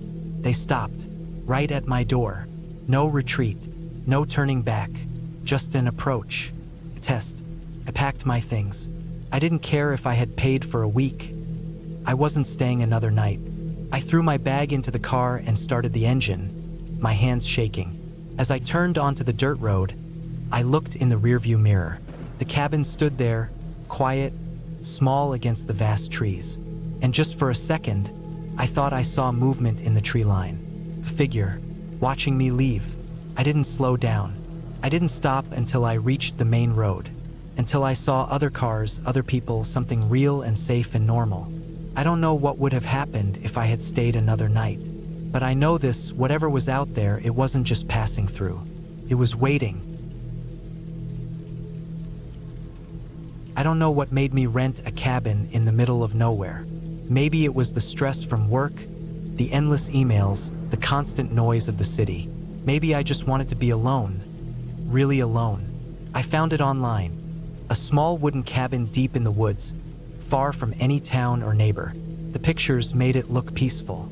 A simple structure, surrounded by thick trees, a small clearing in the front, a dirt road leading up to it. The owner's ad said it had everything I needed: electricity, running water, even a small wood stove for warmth. I booked it for a week. The drive there was long, the last stretch being a single-lane dirt road full of potholes and lined with towering trees. I didn't pass a single car.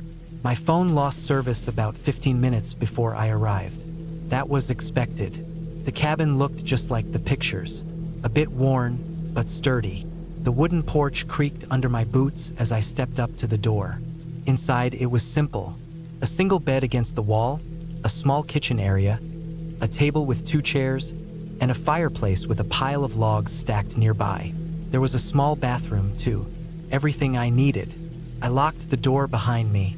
The quiet was strange. In the city, there's always sound: cars, people, sirens. Out here, there was nothing. Just the occasional rustle of leaves from the wind. No birds, though. I noticed that right away. I spent the first day settling in, chopping some wood, making a fire as the sun dipped below the trees. The temperature dropped fast at night. I cooked a simple meal, read a book by the dim light of a lamp, then went to bed early. The first night was uneventful. I slept well. The second night, I started to notice things. It was little stuff at first. A scratching sound from outside, like an animal clawing at the wood. I ignored it. The woods are full of animals. But in the morning, I checked around the cabin and didn't see any marks on the walls or porch. That evening, I set up a small fire outside, sat in a chair, and stared at the flames. The quiet was starting to get to me. My mind played tricks. Shadows shifting in the trees, distant noises that could have been wind or something else. I shook it off. I was just not used to the isolation. Then, around midnight, I woke up suddenly. Something had woken me. I held my breath, listening. There it was. A slow, dragging sound on the porch. Something moving just outside the door. I sat up in bed, my heart pounding. My first thought was a bear, maybe a raccoon. But it didn't sound like an animal. It sounded deliberate, slow. I reached for the flashlight on the nightstand and clicked it on. The beam landed on the door. The doorknob. It was turning. I froze. The knob twisted slightly, then stopped. Then twisted the other way, slow and careful. I didn't move, didn't breathe. Then, after what felt like an eternity, it stopped. The silence stretched on. No footsteps, no sound of anything leaving the porch.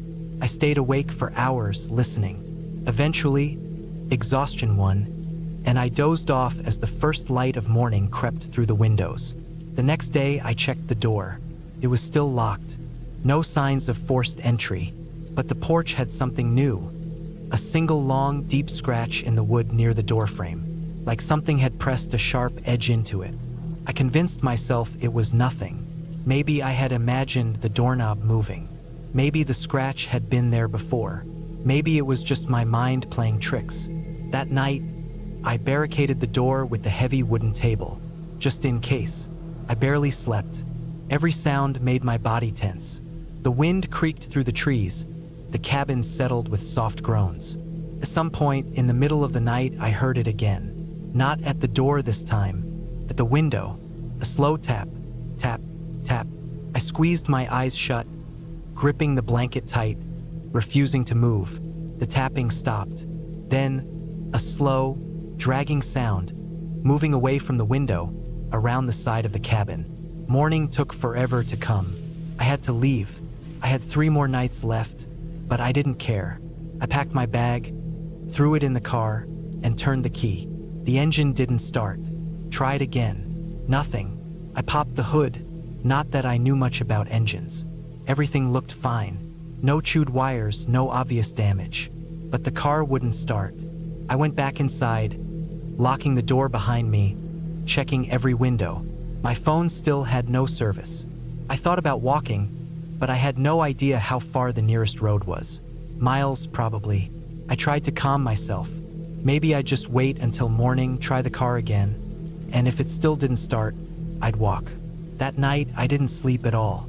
I sat in the corner with a fire poker in my hands, listening, waiting. The sound came again, the slow, dragging movement around the cabin, the careful press against the walls, the soft scratch of something against the wood. Then, a new sound, a soft inhale, like something breathing right outside the door. I clutched the fire poker so tightly my knuckles ached. Then a whisper, faint, too low to make out the words, but not distant enough to be the wind. The doorknob rattled again, a slow, careful turn, testing the lock.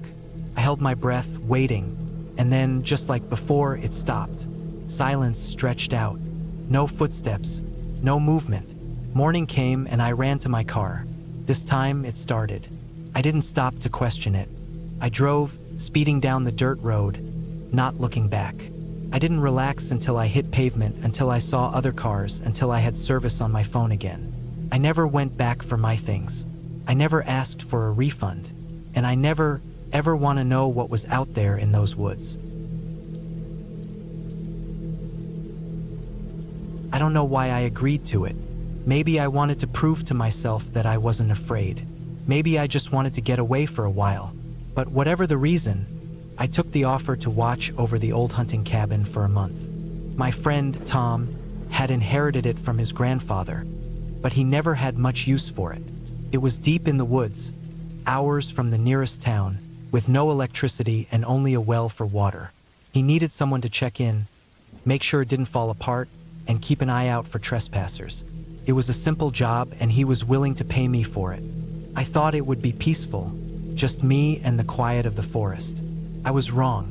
The drive was long. The cabin sat at the end of a dirt road that twisted through dense woods. The further I went, the fewer signs of people I saw. The last stretch of road was barely more than a trail. When I finally arrived, the cabin looked exactly how I imagined. Small, weathered, and lonely. It sat in a small clearing, surrounded by thick trees on all sides. There was a porch with an old rocking chair, a single window in the front, and a rusty metal chimney sticking up from the roof. Inside, it smelled like dust and wood. There was a stone fireplace, a single cot with a thin mattress, and a small wooden table with 2 chairs. A few old hunting rifles hung on the wall, but I wasn't about to mess with them. The kitchen area was just a counter with some shelves above it. A lantern sat on the table, along with a box of matches. There was a wood pile stacked neatly against the far wall. No bathroom, just an outhouse about 30 feet from the back door. The first night was uneventful. I read a book by lantern light and listened to the sounds of the forest. The wind moved through the trees, and I could hear distant animal calls. It was strange, being that far from people, but it wasn't bad. The quiet was heavy but not uncomfortable. I slept well. The second night, I heard something outside. It was past midnight, and I had just put out the lantern when I heard it. Branches snapping, slow, deliberate steps in the dry leaves. I sat up in bed, holding my breath. It wasn't an animal. The footsteps were too steady, too careful. I reached for the hunting knife I had brought and listened.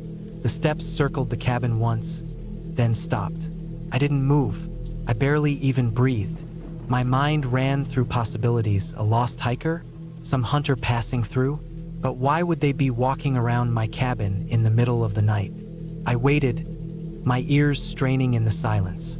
After a few minutes, I heard the steps again, moving away this time, disappearing into the trees. I didn't sleep much after that. In the morning, I checked around the cabin. There were footprints in the dirt. They weren't mine. They were large, deep, made by boots. Someone had definitely been out there. I thought about leaving, but I had agreed to a month, and I didn't want to run off just because of one weird night.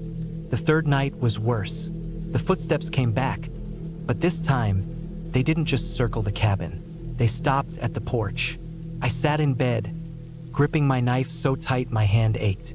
I could hear breathing, slow, deep, just outside the window. The lantern was out and I didn't move. The breathing stayed for what felt like forever.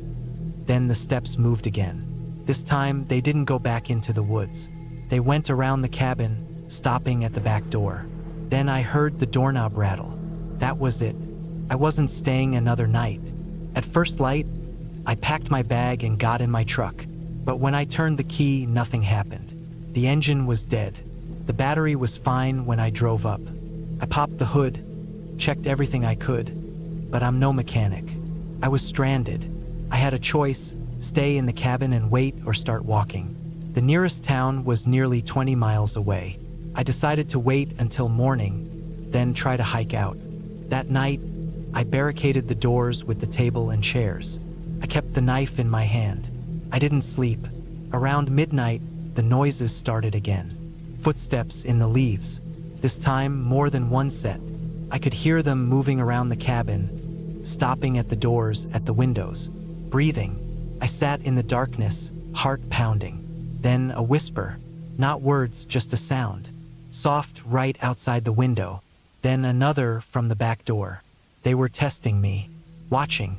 I don't know how long I sat there. Hours. The footsteps never left.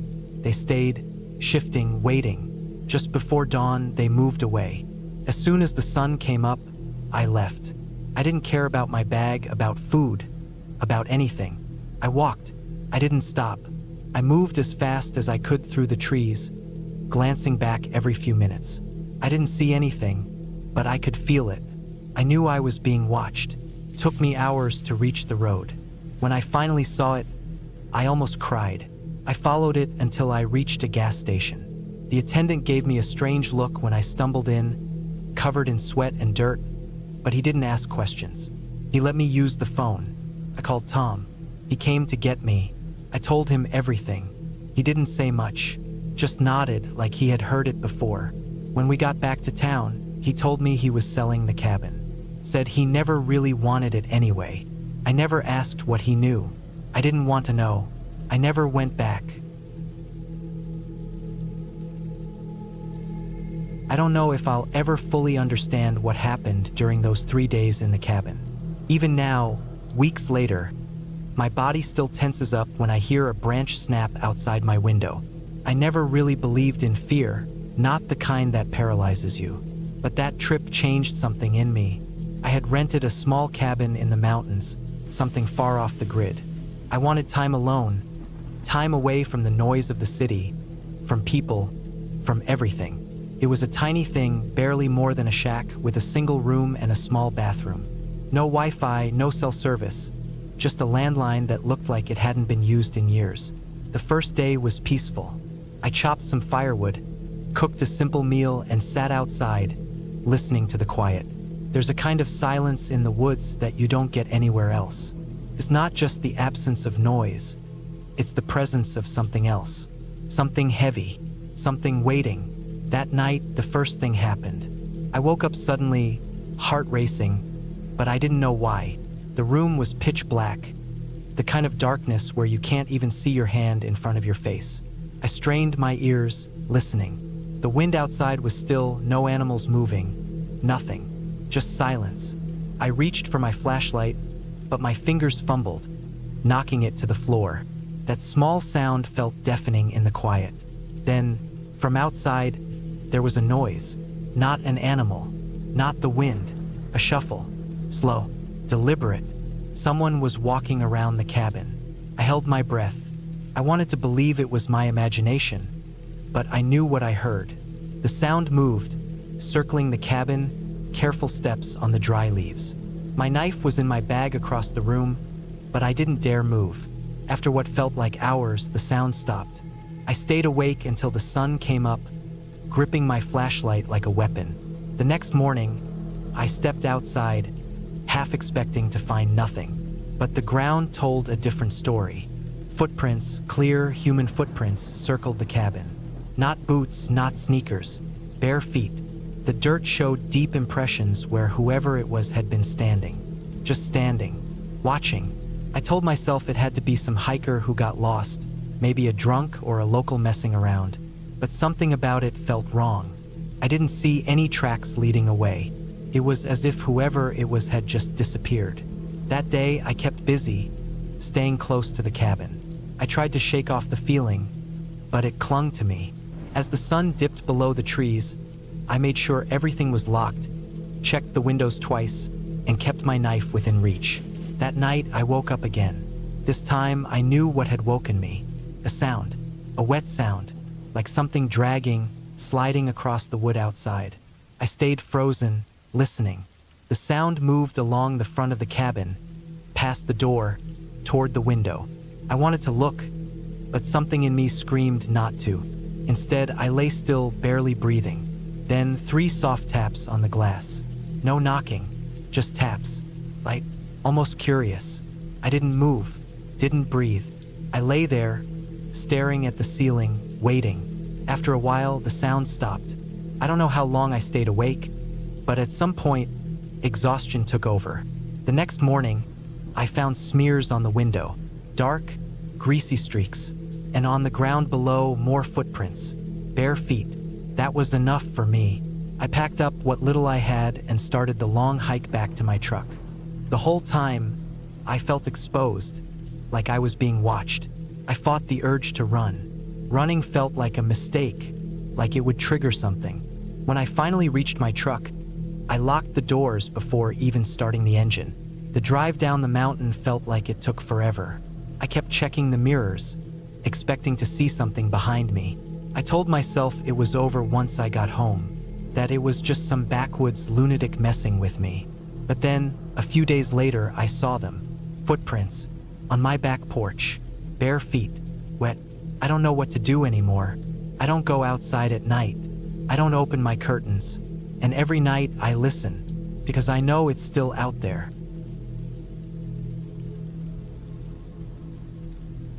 I arrived at the cabin just before dark. The road leading up to it was barely a road at all, more like a path cut through the trees. My truck bounced over deep ruts and rocks, the headlights casting long shadows across the narrow trail. It was supposed to be a quiet weekend. Just me, the trees, and nothing else. I needed the silence. Work had been draining, and I could feel my patience wearing thin. The cabin was smaller than I remembered from the listing. The wood was old, the porch sagging a little. The forest pressed in from all sides. There was no yard, no clearing, just the thick, looming trees. I turned off the engine, listening to it tick in the cold air. It was so quiet. Not peaceful, though. Just empty. Inside, the cabin smelled of dust and damp wood. I locked the door behind me. The first thing I noticed was the lack of curtains. Just wide, black windows reflecting the inside back at me. I avoided looking at them as I set my bag down. The electricity worked, at least. A single overhead light in the main room and a weak lamp near the old couch. The kitchen was small, just a mini fridge and a 2-burner stove. The bathroom had cold running water but no shower, just a rust-stained sink and a toilet that took its time flushing. I hadn't expected much more. I checked my phone. No service. Not surprising, but it still made me uneasy. The listing had warned about that. I had brought enough food and supplies for a few days. I reminded myself that this was what I wanted. Time alone. Just me and the quiet. That first night, I barely slept. The bed was stiff, and the woods outside were alive with sounds I couldn't place. A steady wind moved through the trees, making them creak. Every so often, something rustled outside. Maybe a raccoon, maybe something bigger. It was normal, just nature. I woke up late. The daylight through the windows was gray and heavy, the kind of light that never feels like real morning. I made coffee on the small stove and stepped onto the porch. The trees were too close, felt like standing in a tunnel. The air was still, no birds, just the endless wall of trees, stretching on and on. I spent the day reading. I tried to relax, but I kept feeling like I was being watched. The windows were too open, the walls too thin. Every so often, I thought I heard something. A branch snapping, something moving in the leaves. I reminded myself that I was alone. By the time it got dark again, I had convinced myself I was being paranoid. The woods were unfamiliar. That was all. I double-checked the locks before going to bed. The noise woke me up around 2 a.m. A thump, heavy and deliberate. My breath caught in my throat. I stayed completely still, listening. Nothing. Then another sound, something scraping against the wood outside. Slow, deliberate. I reached for my flashlight, hand shaking. I told myself it was just an animal. A deer brushing against the cabin. Maybe a raccoon looking for food. But then something knocked. 3 hard, slow knocks. Not an animal. Not the wind. I didn't move. I barely breathed. Another knock. Then nothing. I sat there for what felt like hours, gripping the flashlight like a weapon. The door was locked. The windows, too. Eventually, the sun started creeping in. I finally moved, stepping as quietly as I could to the front door. I cracked it open just enough to see outside. There were footprints in the dirt. Not boots, bare feet. They led from the tree line to my porch and then back into the woods. I packed my bag in minutes, threw everything into my truck and didn't look back. The engine roared to life and I turned the truck around as fast as I could. I didn't care about the potholes, didn't care about anything except leaving. I reached town an hour later, heart still pounding. I told myself I had imagined it, that it had to be a prank. But I never checked the listing again. I never went back, and I never want to know who or what was knocking at my door that night. I never should have gone back to that cabin. It was supposed to be a quiet place, a retreat from the mess of my life. My uncle left it to me in his will. A small, one-room structure deep in the Oregon wilderness. No phone signal, no electricity, just a propane stove, a wood-burning fireplace, and a well out back. He always talked about how peaceful it was. A place to be alone with your thoughts, he once told me. I guess that was true, but being alone with my thoughts wasn't the problem. The drive out took 6 hours. The last 2 were on a dirt road barely wide enough for my truck. Trees pressed in from both sides, thick pines that seemed darker than usual. Heavy cloud cover blotted out the sun, making it feel later in the day than it was. By the time I reached the clearing where the cabin sat, the first drops of rain had begun to fall. The place looked exactly how I remembered it from childhood. A slanted roof, faded wooden walls, and a single porch light that barely illuminated the front steps. The door creaked as I pushed it open. Inside, everything smelled like damp wood and old dust. The fireplace was full of cold ashes. A stack of firewood sat beside it, untouched for years. I dropped my bag on the cot against the far wall and took a deep breath. It was just a cabin, just a place, but something felt off. I shook the feeling and started unpacking. First, I checked the old hand pump outside, and to my surprise, it still worked. The water was cold and tasted clean enough. I made a quick meal on the propane stove and sat at the small wooden table, listening to the rain pick up outside. No TV, no distractions, just the sound of the storm and the occasional creak of the cabin settling. It was peaceful, I told myself. It was what I needed. Then I heard it. A noise outside, near the tree-line. At first, I thought it was an animal. A deer, maybe, but there was something too deliberate about it. Footsteps, slow and careful. My chest tightened. I stood up, trying to see through the rain-streaked window. Darkness, nothing but the swaying trees. I grabbed the flashlight from my bag and stepped onto the porch. The cold air hit me instantly, and the rain soaked through my shirt in seconds. I scanned the trees, the beam of my flashlight bouncing off wet bark and undergrowth. Nothing. I held my breath, listening. Only the rain and wind. Maybe I was being paranoid. Maybe my mind was playing tricks on me. I went back inside, locked the door, and tried to convince myself that everything was fine. But sleep didn't come easy. Every little sound made my muscles tense.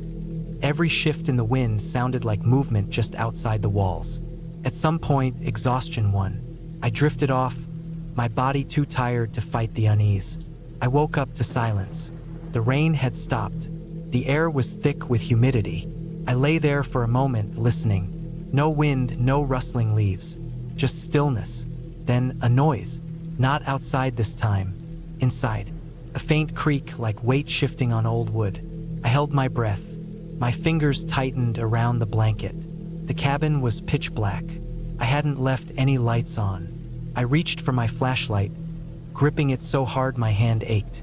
Slowly, I clicked it on and swept the beam across the room. Nothing. The door was still locked. The windows were shut. I was alone, but I knew, deep in my gut, that something had changed. Something had been inside. The air felt different, like someone had stood over me while I slept, breathing in my space. I sat up, my heartbeat hammering in my chest. I needed to leave. It was stupid to stay out here alone. Maybe someone had been messing with me, maybe not. It didn't matter. I packed my bag in record time, threw on my jacket, and grabbed my truck keys. When I stepped onto the porch, I froze. There were footprints in the mud, fresh, leading from the trees to the cabin door. Bare feet, human. I swallowed hard, my mouth dry.